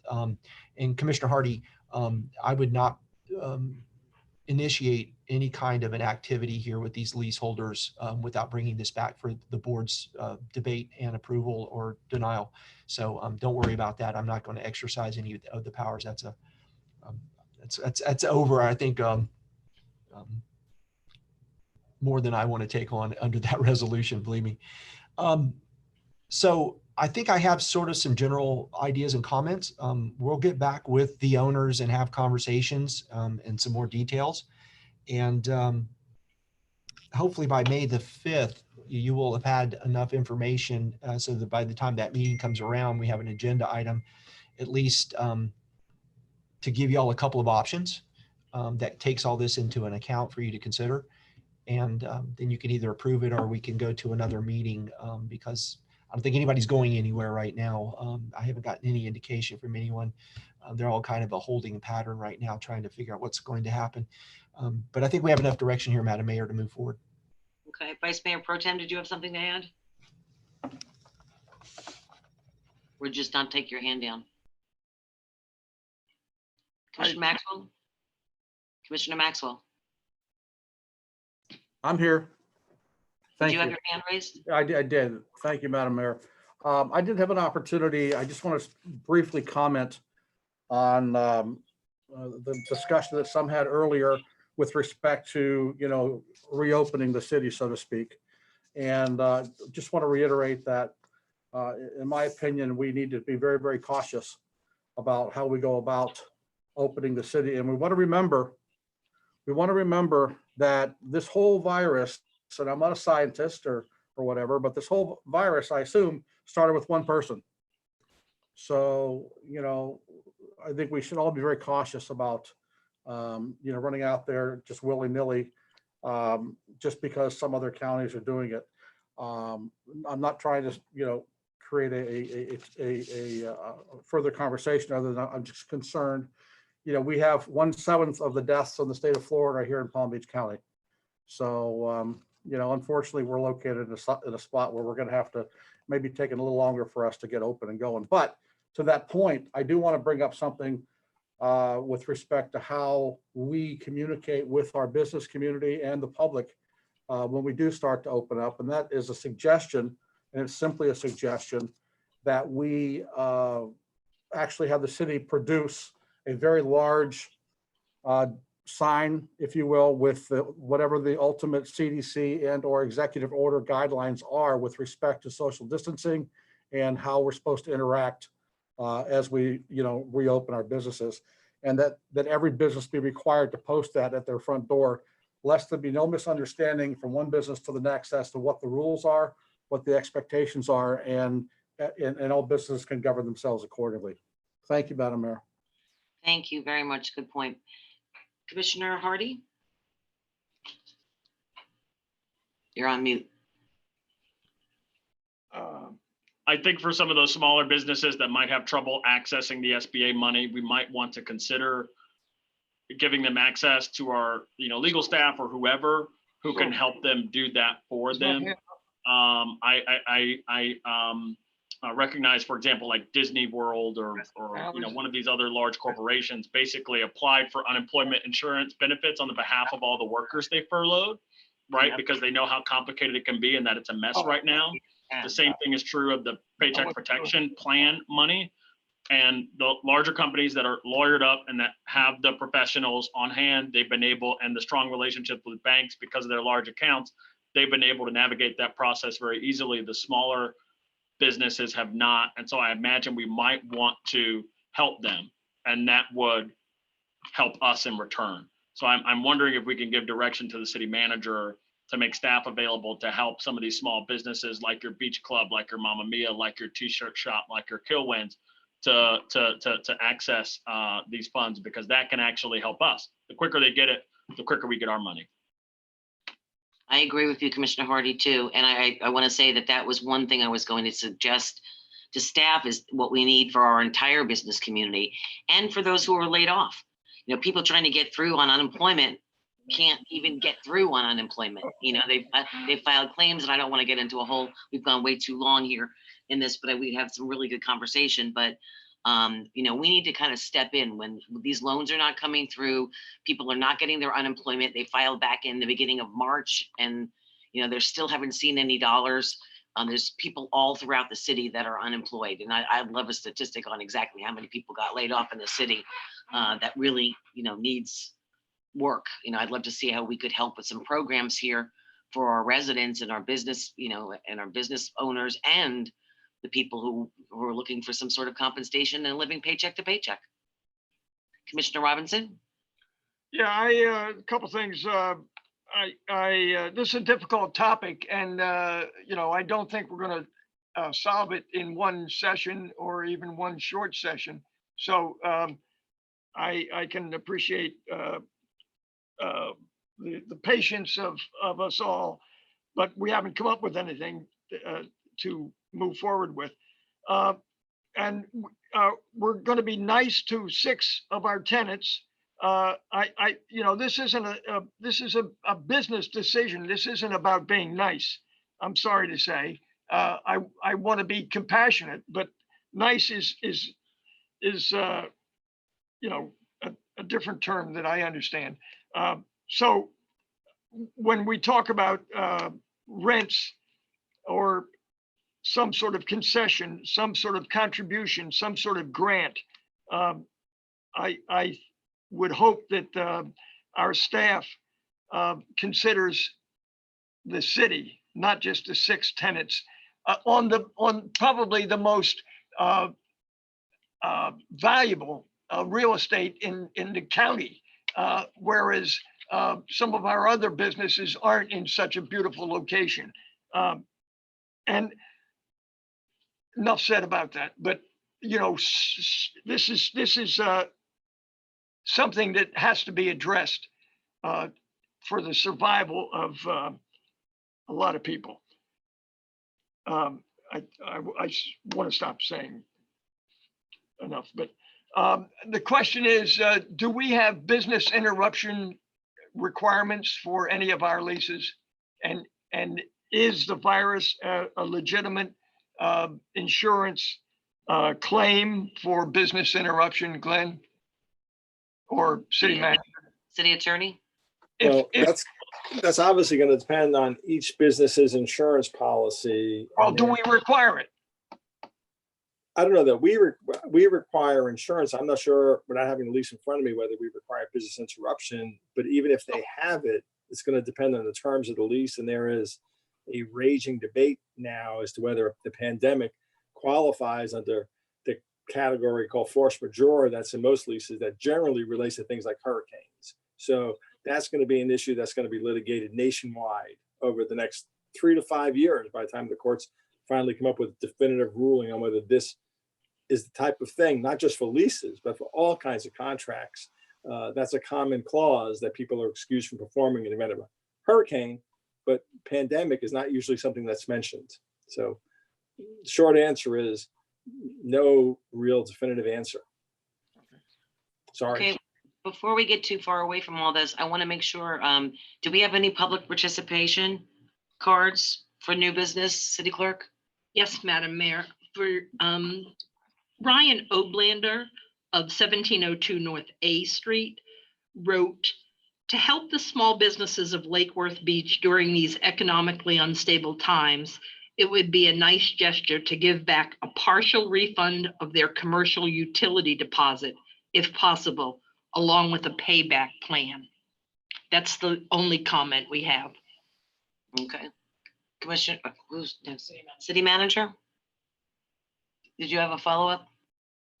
Yes, Madam Mayor, just a couple of things. Commissioner Hardy had suggested that we work with the businesses that are our leaseholders to help them access these federal funds. So if that's something we want to do, that's something we can handle with 6 businesses. I just want to clarify that we don't have the staffing before this event, much less during, to offer that kind of level of activity for businesses across the city. So I didn't want to create an unreasonable expectation if we start to work with the 6 businesses to help them deal with some of their issues filing for their loans. And if you do think that we should be doing that, then I need to get direction and figure out how to staff up to do that, because we don't have the extra staff to really handle that. I want to clarify also, the 6 businesses we're talking about have a different relationship than the rest of the businesses, and that's why we were dealing just with them. But remember that the leases that they're paying go into the fund, the beach fund, which is a separate and apart from the general fund. And while we've had problems in the past paying ourselves back for loans we've made from other funds, it's not something that is taking from the general fund or the tax base revenues. This is a self-contained fund at the beach. And remember that any activities we have there, whether the lion's share, which is parking, or these leases, they go to operate the park. So it's kind of a business that helps fund the operation of the place where they are as a separate activity over at the beach. And that's why I felt comfortable bringing these 6 businesses forward as kind of the experiment here. Let's find out how you guys want to go forward with this when we talk about leases, loans, utilities, whatever it is, because as we get into the other conversations that I've heard y'all talk about, you're going to run into the same kinds of ticklish issues of trying to figure out who you want to help, whether it's with some kind of help on their utility accounts or their business license, you use an occupancy license, whatever it is. And that's going to come straight out of revenues that we need for other activities in the general fund. So I just wanted to make that clarification, but I'm going to go ahead and in the conversations we have with the 6 businesses, I'm going to talk to them about have they filed, do they need help filing, if that's okay with y'all.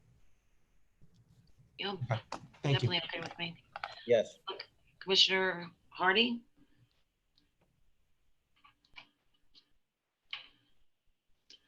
Hi, sorry about that. I was muted again. Commissioner Robinson brought up a great point, right? So we're not sure if our leases require them to have business interruption insurance.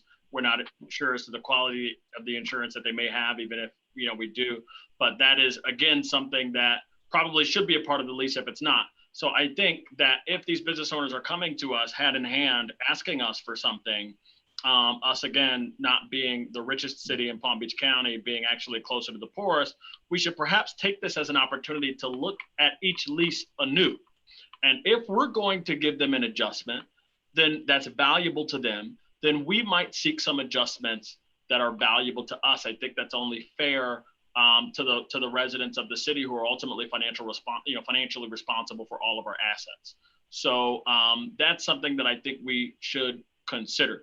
A lot of folks got up in arms about the bailouts that were given out back in 2008, 2009. Those were, bailouts where we bailed out these banks and we actually got a stake in the companies and got paid and got interest payment and, dividends and all these things. We made billions of dollars off those bailouts, but still that has folks have a poor taste in their mouth when it comes to those bailouts. I don't want to see us give private business owners something that they may not need and not get something in return for it. And even if they do need it, we need to get something in return for what we give these private business owners who, until the risk materialized, they would probably say that, we're the risk takers of society, we're the business owners, we're the entrepreneurs. Well, we should, if we're going to take some of that risk off your plate, we should be compensated for it. That's my belief. So. Vice Mayor? Yeah, city manager and attorney, I think we've given you a lot to ponder on. I think we've given you some direction. I think we've given you some thoughts.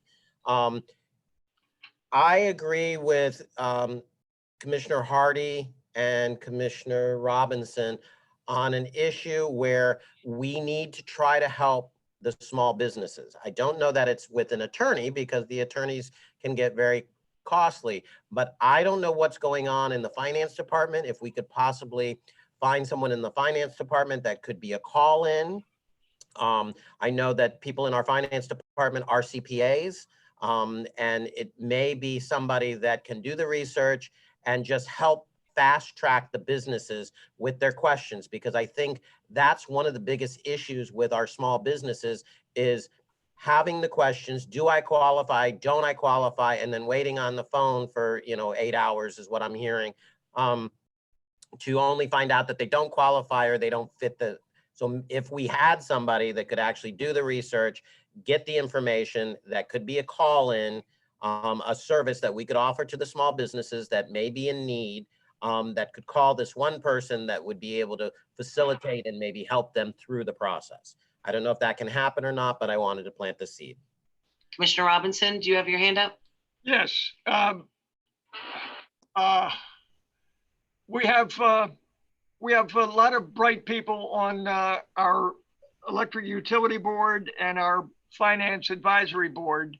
And, I would wonder whether this difficult topic could be, any suggestions from those two boards could help us move forward with this. If we are going to value these boards, I'd like to challenge them to help us with solving this crisis.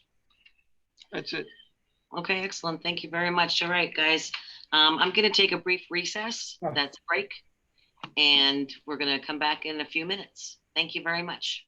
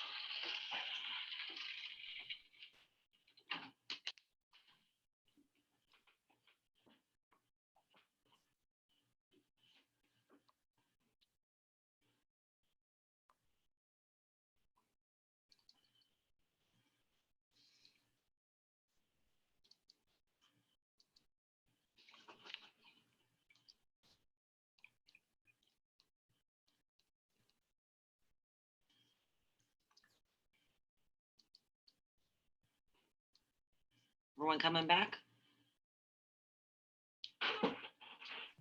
Okay. Hello.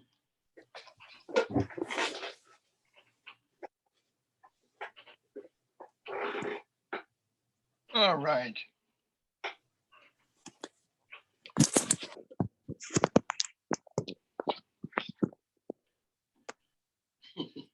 Everyone okay?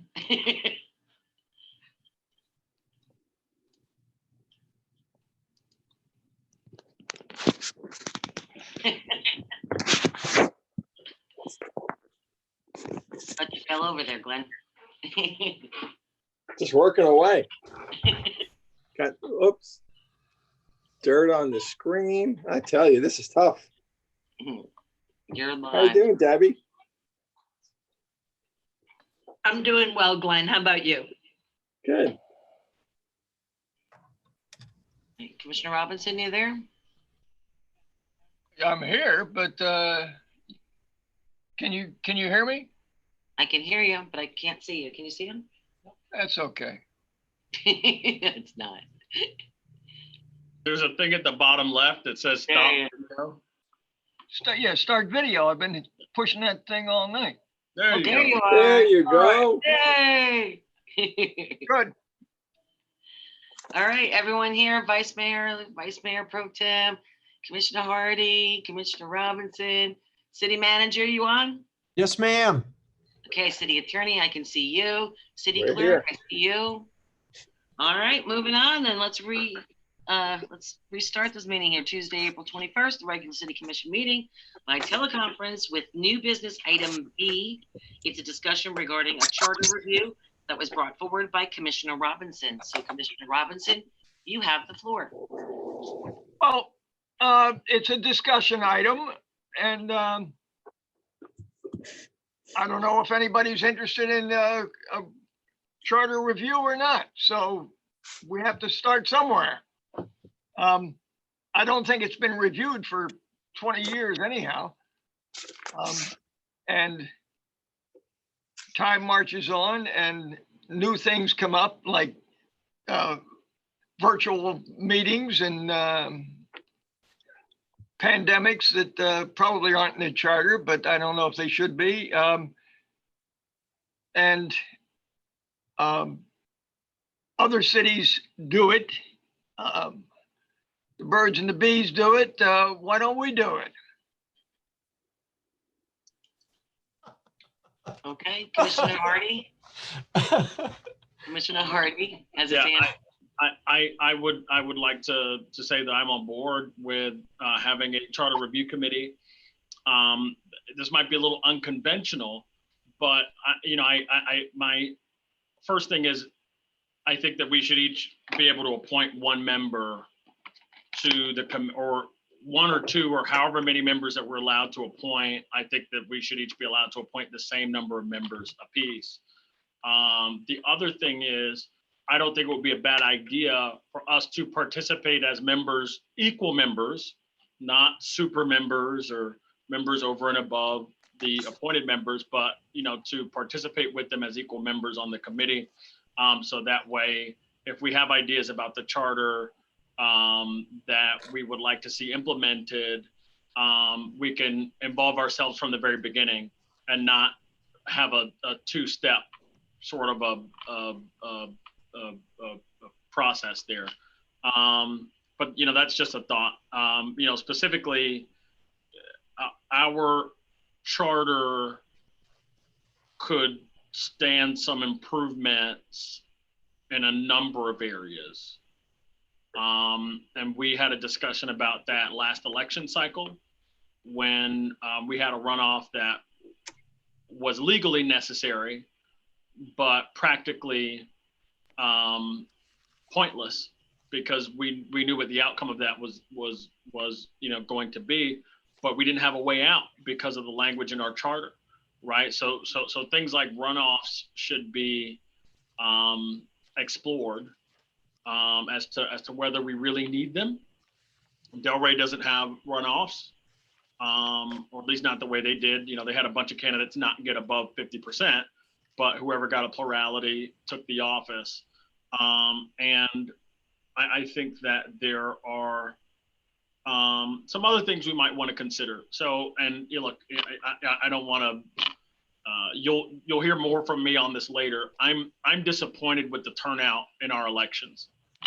I think we have poor turnout in our elections because we hold elections in March, and that's weird.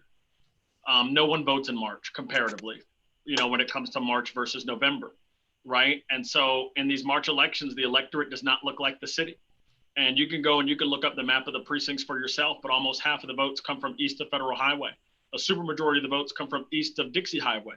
Yet the single densest census tract in the city is the tract that's west of Dixie Highway, north of Lake and Lake Worth Road, east of I-95 and south of 10th, right? But those are folks, and also folks on the south side, west of Dixie Highway. Those are folks who vote every November, but they don't vote in March. We should, I think, consider going back to November elections because that's when people vote. And, you know, we're asking them to vote when nothing else is on the ballot. And that's not a good or fair thing to do, in my opinion. I recognize that we moved it to March from November a few years back. That was, according to the record, at the behest of the supervisor of elections to make her job easier at the time. This is about democracy. It shouldn't be about the ease of an elected official doing their job. And so, you know, I think there are definitely some things that need to be reviewed in the charter. I think looking at runoffs is one of those things. I think looking at the date of our elections is one of those things. I think looking at the composition of the commission itself is one of those things. The fact that we have folks representing districts, but who are elected largely by folks who are not within their district is a problem, in my opinion. That said, I still think we need at-large commissioners. So there has been discussion about perhaps, for example, adding 2 commissioners that would be at-large and having a mayor that's at-large, but having 4 commissioners from single-member districts who represent their districts and who are elected by the people in their districts only. I think that would improve, frankly, the representation that folks get in the city. And, you know, I think it would expand the perspectives that come to the dais. And, you know, I can't sit here and not leave you with this. You know, the makeup of the dais is what it is. There are not enough women on the dais. There are not enough people of color on the dais. We're a city that is 38% non-Hispanic white. That means the city is 68% African-American and Latinx, but our board is 80% white. We're a city that's 50-50 men and women. Our board is 80% men. I think part of that has to do with the fact that we hold elections when no one votes. So I think just as a matter of fixing the way our city works, we need to make sure the electorate looks like the city. And that is something that a Charter Review Commission absolutely should consider. And I think that would improve the city. So I'm in favor of it. Commissioner Robinson? Oh, just in the interest of moving forward, I don't think we have to talk about what we want in the review. I would like just a we're not voting tonight, but I'd like a consensus of putting together a review committee, whether it be 2 from each commissioner or a group of, I'm even willing to think about having lawyers on it. As much as I appreciate mistake. lawyers. Yeah. But anyhow, just to keep it brief, if we're hopefully all in favor of it, let's work towards setting up a committee and seeing what they come up with, including the commissioners. Lynn? City Attorney? Yes. What is the reason why we have, I know 2 picks on certain advisory committees. I think the vice mayor has 2 picks on for advisory committees. Is that in our charter, or where does that rule lie? I know it's been practiced long before I was here. Yeah, I think it's just in your rules of procedure. And I believe, yeah, I'm sure it's in your rules of procedure. I'm not sure where I didn't have them in front of me, but yeah, that's what your general rules are. If you can find out where exactly that is, because that, like I said, existed Okay. long before I was here. So I just want to see where that is. Is that something that has to be reviewed for a charter also? Yeah, I don't believe it's in the charter, but I'll double check. Okay, thank you. City Clerk, do you have any idea? I don't. I believe that it's in each ordinance that forms those committees, because there's so many different people on the committee, and there's there may be 7-member boards. There's only 5 of you, so that would seem like that's where it came from, but I don't really know. Okay. Any other commissioner comments? City Manager? No? ma'am. Commissioner Robinson? Well, can we ask for a consensus on working towards setting up a committee to review the charter? Do we, or are we going to do nothing? Commissioner Hardy? Yeah, it's unclear to me how my colleagues feel about the idea of having a charter review commission. I think it's perhaps unclear to the manager. And so for the sake of clarity, only 2 people have spoken on this issue. 3, have spoken. Madam Mayor, I'm not sure, if you fall in favor of it, but, there's the old, medieval phrase, he who is silent is taken to agree. I don't want folks who may not agree or who might have thoughts to not be able to air their thoughts. And I want to make sure the city manager has clear direction from us. Okay. Vice Mayor Pro Tem? Vice Mayor Pro Tem? You're muted. Thank you, Madam Mayor. I apologize. All this technology is just too much. I think that, many of the issues that are raised by, even though this is Commissioner Robinson's initiative, seems like Commissioner Hardy has taken, the lead on this. And the issues that he brings up are not issues that we haven't discussed in the past. And that's number 1. Number 2, I don't know that really this is maybe the best time to be having a conversation like this. I mean, we are in the middle of a pandemic, and I think there are a lot of other things we need to be focused on. I mean, for example, if you want to talk about some of the issues that were raised tonight, we've already been there. Most of the state of Florida, most municipalities have their elections in March. Most of them do. There's a reason for that. Okay.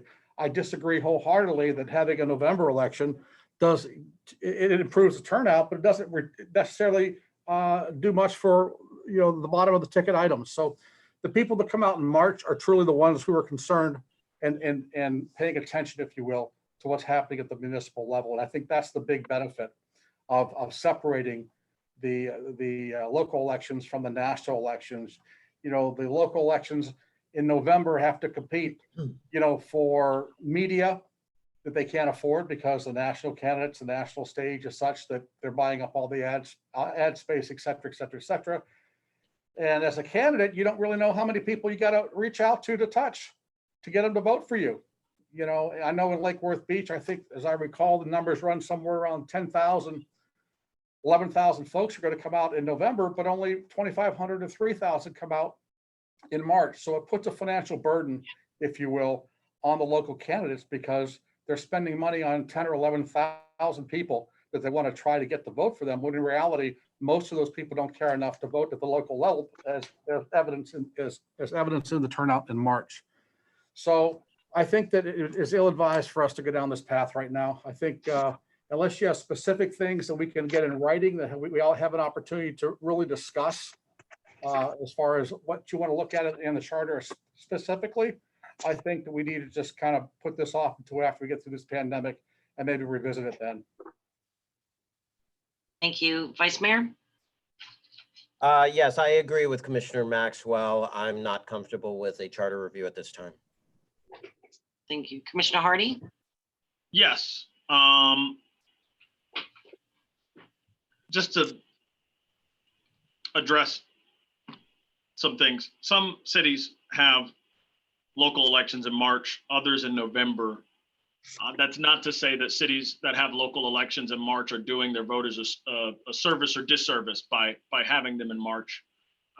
You know, if we're going to answer the question whether it's better to have them in March or November, we would have to look to something other than what other folks are doing. We have to just reason about the issue itself.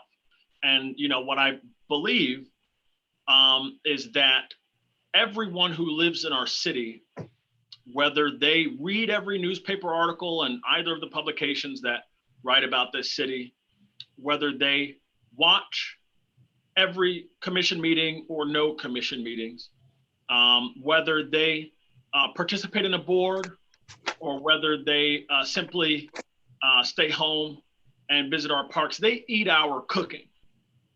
Whether they're quote unquote an informed voter or not, they eat our cooking. All right. They pay their bills here, electric and water. They have their trash service taken out. Their kids go to our parks. They drive down our roads. They are policed and patrolled and kept safe by PBSO, who we brought into the city. Palm Beach Fire Rescue responds to their homes. Whether they're quote unquote informed, we touch them. And I think that we should hold elections when as many people as possible are going to be able to have a say as to the job we do when we do touch them. And every single day we touch them. That's number one. Number two, it is more difficult for candidates to campaign in November elections. It's more difficult because you got to compete for space, like you said, in media, if that's the route that you're going to go. It's more difficult because the voter universe is larger. You're going to have to pay more money for those mailers. But we should not hold elections at low turnout times because that's what's convenient for candidates and politicians. It's inconvenient for the voters. And that's ultimately who we work for. And we should, I think, strive to make giving them a say on what happens here in this city as easy as possible. The final thing that I'll say is, as far as down ballot stuff is you know, concerned, you know, that there's this concern that folks won't vote on the down ballot items. And there is perhaps a larger share of undervotes in municipal elections that get held in November as opposed to municipal elections that get held in March. But there's certainly a larger number of votes that get cast for these local issues. So, you know, the issues of there being a larger share of undervotes as opposed to more votes. Well, I'll take the more votes with a larger percentage of undervotes as opposed to less votes with a smaller percentage of undervotes. So I really do believe that this is a critical issue. It's about our democracy, and it's about whether the city is set up to work for the people in it. I'm just going to be totally honest. Everyone here does the same thing when we campaign for office. We get a list of super voters. Okay, these are the people who vote in every single election. And, we go to those voters, and because we know that they're going to show up to the polls, and we ask them for our help. And unfortunately, those voters in these March elections are not representative of the city. And so if we're not going to change the elections, then I need to hear some ideas in a charter review commission, which I think would be the appropriate place for these ideas to be aired. I need to hear some ideas from folks on this democratic body as to what they're going to do to make sure that the electorate looks like the folks who live in the city.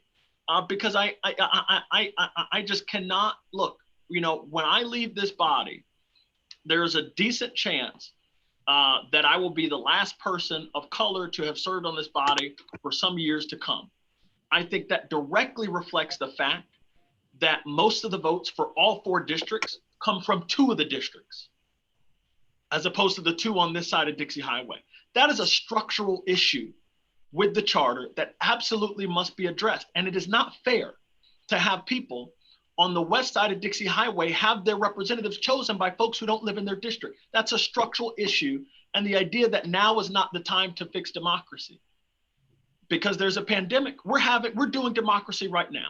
The Supreme Court is hearing arguments right now, or not right now, but during the week, they hear arguments on video. This is not too difficult for us to do. Not right now, not at any time. We should have done it a long time ago. I feel ashamed that I haven't brought the issue up myself until now. But it is crucial that we do so, and we need a charter review committee. Mr. Robinson? Yeah, thank you, Commissioner Hardy, for expressing the concern for the review much better than I do. But, Ben Franklin said we have a republic if we can keep it. Democracy is in danger right now when politicians, and I'm sorry to count myself as, I guess, a politician, but when politicians choose the electorate through gerrymandering and money, and I'm very interested in keeping democracy as democratic as possible, and that's with a small d. I don't know that we have to discuss all the topics that a review commission might come up with. All I was interested in is the ability for us to decide to move forward with a review committee. If not now, when?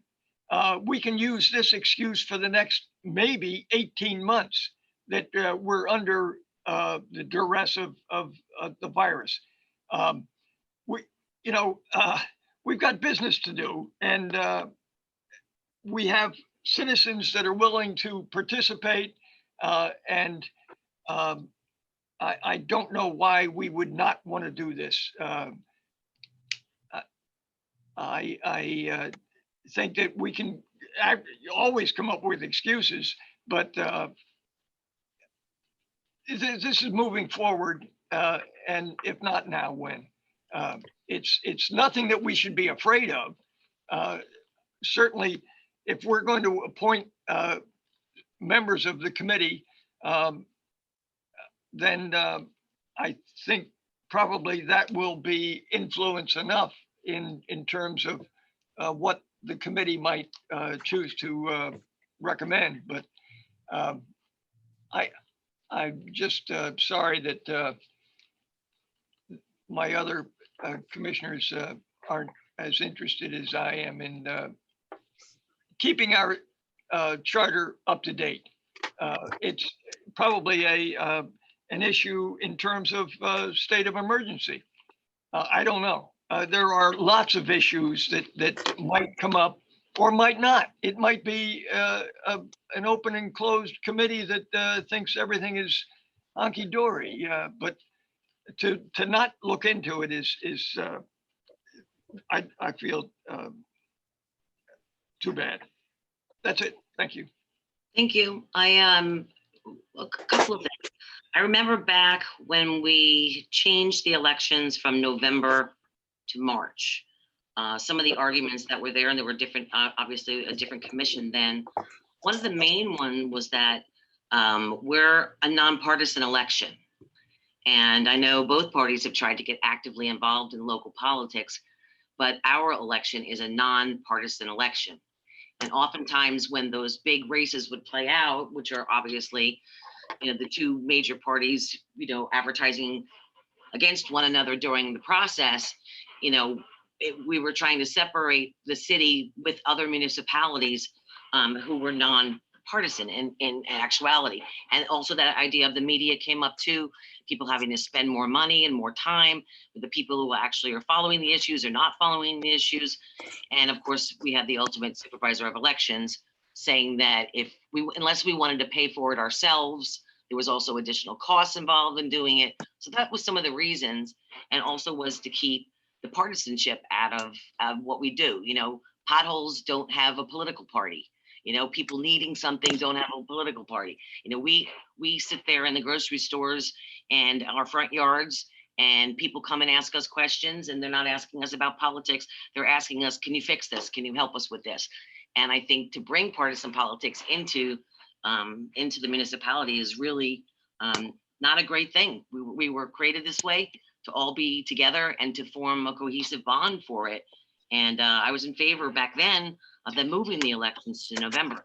Now, as for the charter review, I think there are many things in the charter that need to be reviewed.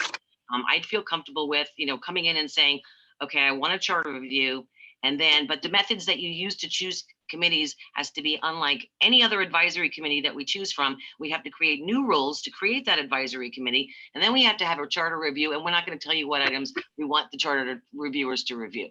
So again, I agree with the rest of the group in reference to waiting till after we get through this pandemic. I'd be more than happy to look at this thing in the late summer or early fall, and move forward on that with a much better detailed version of what the expectations are from the Charter Review Club. And if we're going to change the rules for one committee, then we have to change the rules for how we elect all the committees. We can't just change it because we don't like it for this one, but then we want another one. I mean, it just seems a little confusing at that point. But me, inconsistency to a fault. Forgive me, Commissioner Hardy. I'm sure you agree. Yeah. So here's what I say. It's my understanding, along with the clerk's understanding, that each ordinance that creates a body like a advisory board says how many members of basically how many members it's going to have, who appoints X number of members versus Y number of members, right? That thing is governed by each individual ordinance that creates these things. And so every time we create an advisory committee, we're starting from scratch. And with something as important as this, I would think it would be good to have equal representation of views on a body like that. What I'll say is I also decry partisan politics in municipal elections. And I think both, the mayor, Madam Mayor, and Vice Mayor Pro Tem Maxwell know my stance on that, because I was clear about that 2 elections ago when folks were trying to inject partisanship into the election in a way that would have benefited my party. I spoke against that because I didn't think it was fair. I didn't think it was relevant. I didn't think it was pertinent. And I don't believe that simply by having a municipal election in November injects partisanship into that election. I think that is a function of how each individual candidate campaigns. And the fact of the matter is, you can be, brought up on elections complaints. If you're a candidate running in a nonpartisan race, for using your partisan affiliation as a selling point for your candidacy. I can't go door to door in this city and say, I'm running for city commission, I'm a Democrat. I can't do that. Someone can file an election complaint against me for that. And so, there are protections in place. Again, what ultimately, let's say that the partisanship were a problem. Is that more of a problem than the fact that voter turnout in these March elections is low? Is that more of a problem than the fact that in districts 2, my district, and District 4, their representatives are decided by folks who are largely outside of their districts, which is more of a problem. I think we need to distinguish between problems for us as candidates and politicians and problems for residents and the way that they go out and about their business. And again, we could always push something out next month, next year, next season, when this is done, when this is over. We have boards that are going to be meeting, planning and zoning, historic resources and preservation. Our board is meeting. There's no reason why we can't draft an ordinance creating a charter review commission, knowing that there are things that need to be addressed in this charter, and put them together and have them meet with us on a periodic basis to figure out how we can fix this. And you know, this is not, you know, this is a discussion item, so nothing has been tabled here. Perhaps what needs to happen, and you know, Commissioner Robinson, maybe we can get together and call a sunshine meeting with the help of the clerk and city staff, and have a discussion as to what proposal specifically we want to put in front of this body, so that we can vote on it, yay or nay. This is critical. I don't see a reason to wait, but if we can't have consensus today, I will try to bring something more specific to the body, so that we can have this. I think it's a great idea. Yeah, I'm not saying that the idea isn't good, but I think that we just need more information. I didn't realize, I thought it was Commissioner Robinson's agenda. Did you have anything else, Commissioner Robinson, since this was your item? Well, I brought it to the board. Right now, I considered it our item. And I thought we would form a committee and bring different ideas to the table. It's out there to be discussed further. And if we don't want to discuss it further, I guess that's up to 5 people. We can decide that pretty easily, I thought. I would look forward to having a committee to review the charter. That's my vote. Do we have any public participation, clerk? City clerk? No, Madam Mayor. Okay. All right, guys, thank you very much. I appreciate it. City Attorney, do you have a report? Only for everyone to continue to follow the applicable orders and stay safe as we continue to navigate COVID-19. Okay, City Manager, do you have a report? No, ma'am. Okay, seeing there are none, I'll entertain a motion to adjourn. Vice Mayor, is that you? Yeah. So I get a moved. motion. Do I have a second? To adjourn? Vice Mayor Pro Tem? Okay, all those in favor state so by saying aye. Aye. Aye. All those opposed? Motion carries unanimously. Be safe, everyone. Please wear your masks, wear some gloves, be careful, love one another. Have a good night. Thank you.